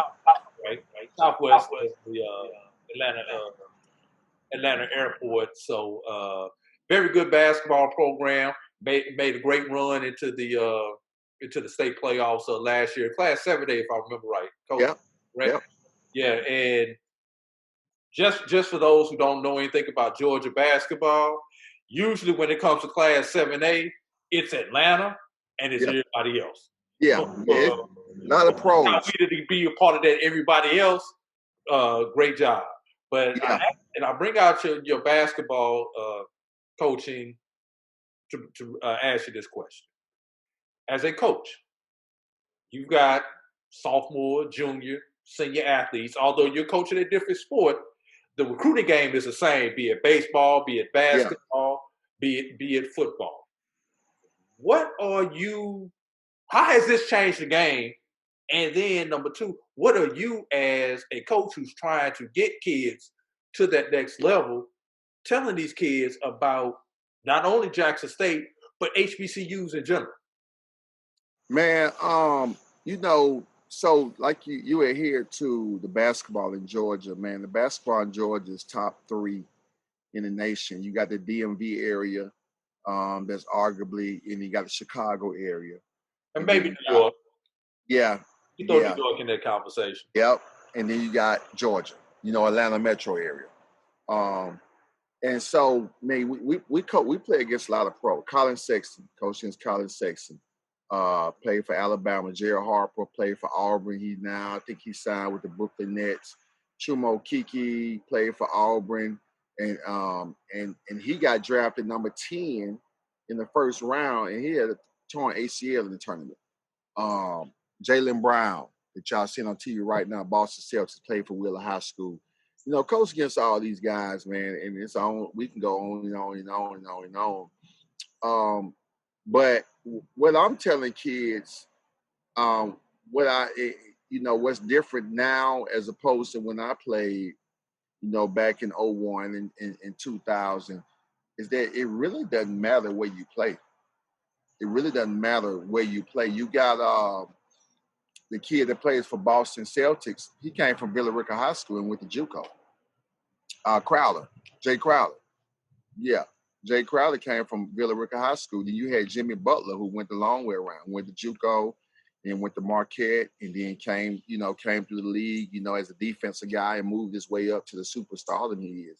And they got some other examples out there that went the long way around. And I'm just telling kids, as far as getting prepared, man, you don't have to resort to the Power Fives and go there. And sometimes you're not Power Five ready. You need to go somewhere where you can play and you can develop while still playing and get yourself prepared for that next level. And I think Prime will give us opportunity to do so, no matter what sport it is. He'll give these kids a chance who aren't Power Five. It's not the 6'4" wide receiver. We might have a 6 foot wide receiver, the 5'10" wide receiver, which Kansas City Chiefs full of little fast guys. As a matter of fact, is it Hunt? One of them Hunt is gone, but one of Kansas City best players came from West Alabama, if I'm not mistaken. Running back. Hill. Yeah. Yeah. He was at West Alabama. So, I think, if we can kind of streamline these kids, because you right now, you have a movement. You have a movement where kids are considering. You got Mikey Williams, one of the top basketball players in the nation. I think on his list he had 4 HBCUs and 4 Power 5. I don't think he'd go to college at all. I think he's going to pick that G League route. But just the fact that we're in these kids' thought process, it's changing the game. Then you got examples like Prime. You got Maurice Williams, who won a championship with LeBron James at the at Alabama State University. You got Lindsey Hunter, who won a championship with the Detroit Pistons, and Lindsey finished with the Chicago Bulls. He's a coach at Mississippi Valley High School. So, man, and then you got Prime. Then you have got people like Paul Broadax at Savannah State. What's his name? Now Fred McNair. You had Steve McNair brother. Yeah. That's at Alcorn, winning, competing with North Carolina A&T for Black College Championships year in and year out. Yeah. So it's definitely moving into a different level, man. And I think these kids gonna realize that I can go anywhere. You can give these black colleges a chance.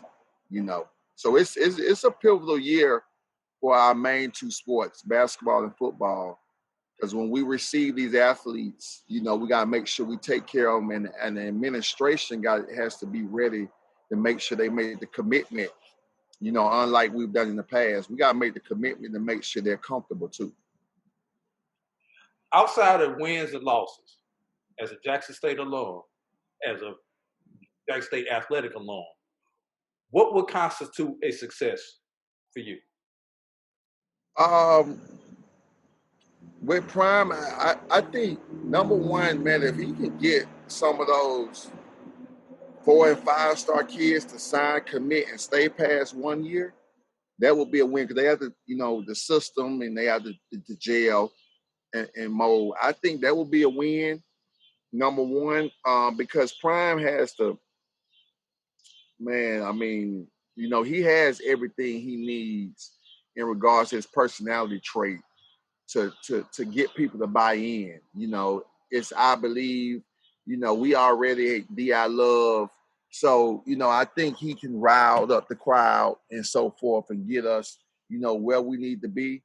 But I just really think if he can bring some of those 4 and 5 star athletes to Jackson State, then when we play those money games next season, next fall, like when Howard had Cam Newton, little brother, Kalen Newton, they went up to, I think, Fresno or New Mexico and shocked the world.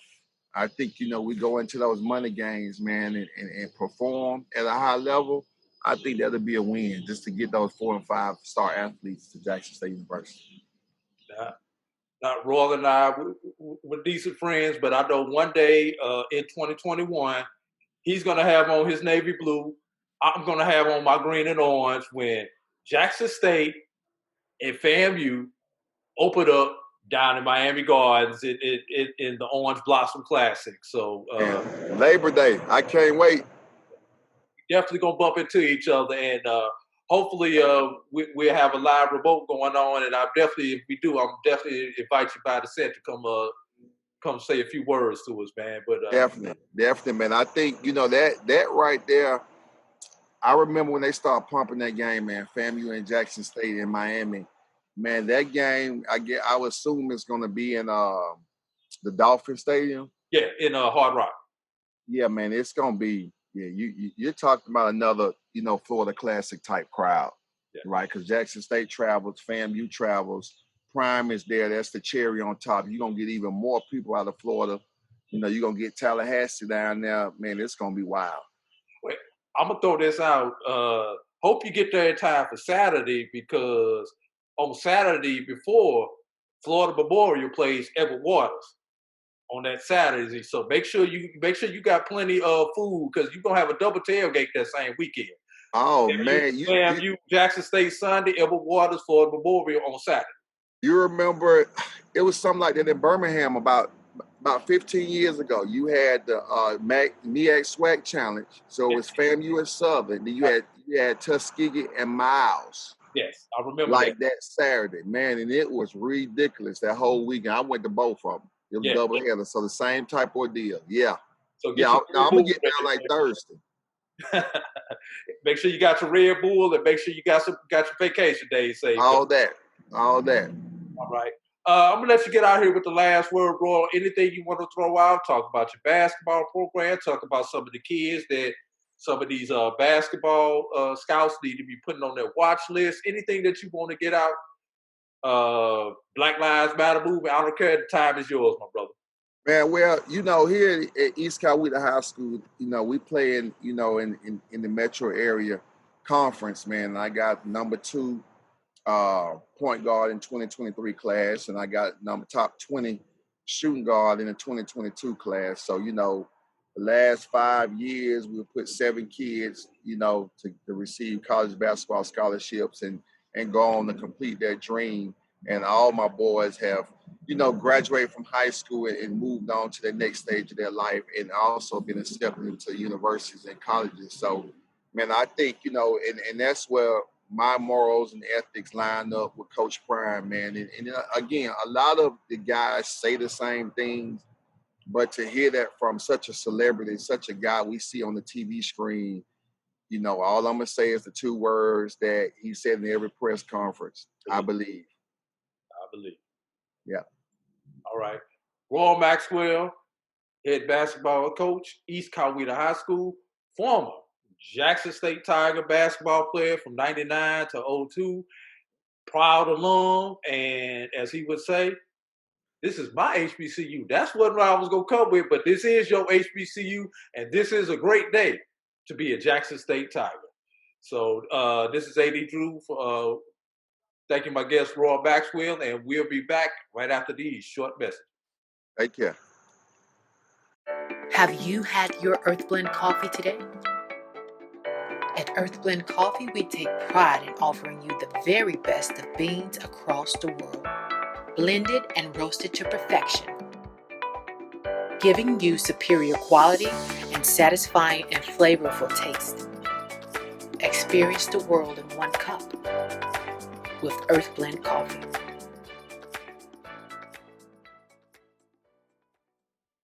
You care for the house, the kids, and our future. My Shiro's Day is never done. So let's save a little more now so we can create the retirement we want. A free 3-minute online chat can give us the personalized tips we need. Visit aceyourretirement.org/Shiro. This is Brian Fulford. AD Drew and I are co-hosts of the BCSN SportWrap. We talk about all things related to HBCU athletics. From the games, teams, coaches, and fan interest stories, we cover it all. You can find our shows on Facebook at BCSN SportWrap, YouTube at MyJBN Online, and everywhere you listen to podcasts like Anchor, Spotify, Google, and Apple Podcasts. You can also find the show on the Jericho Broadcast Network's app. Make sure to download. We look forward to you joining the conversation and being a part of the show.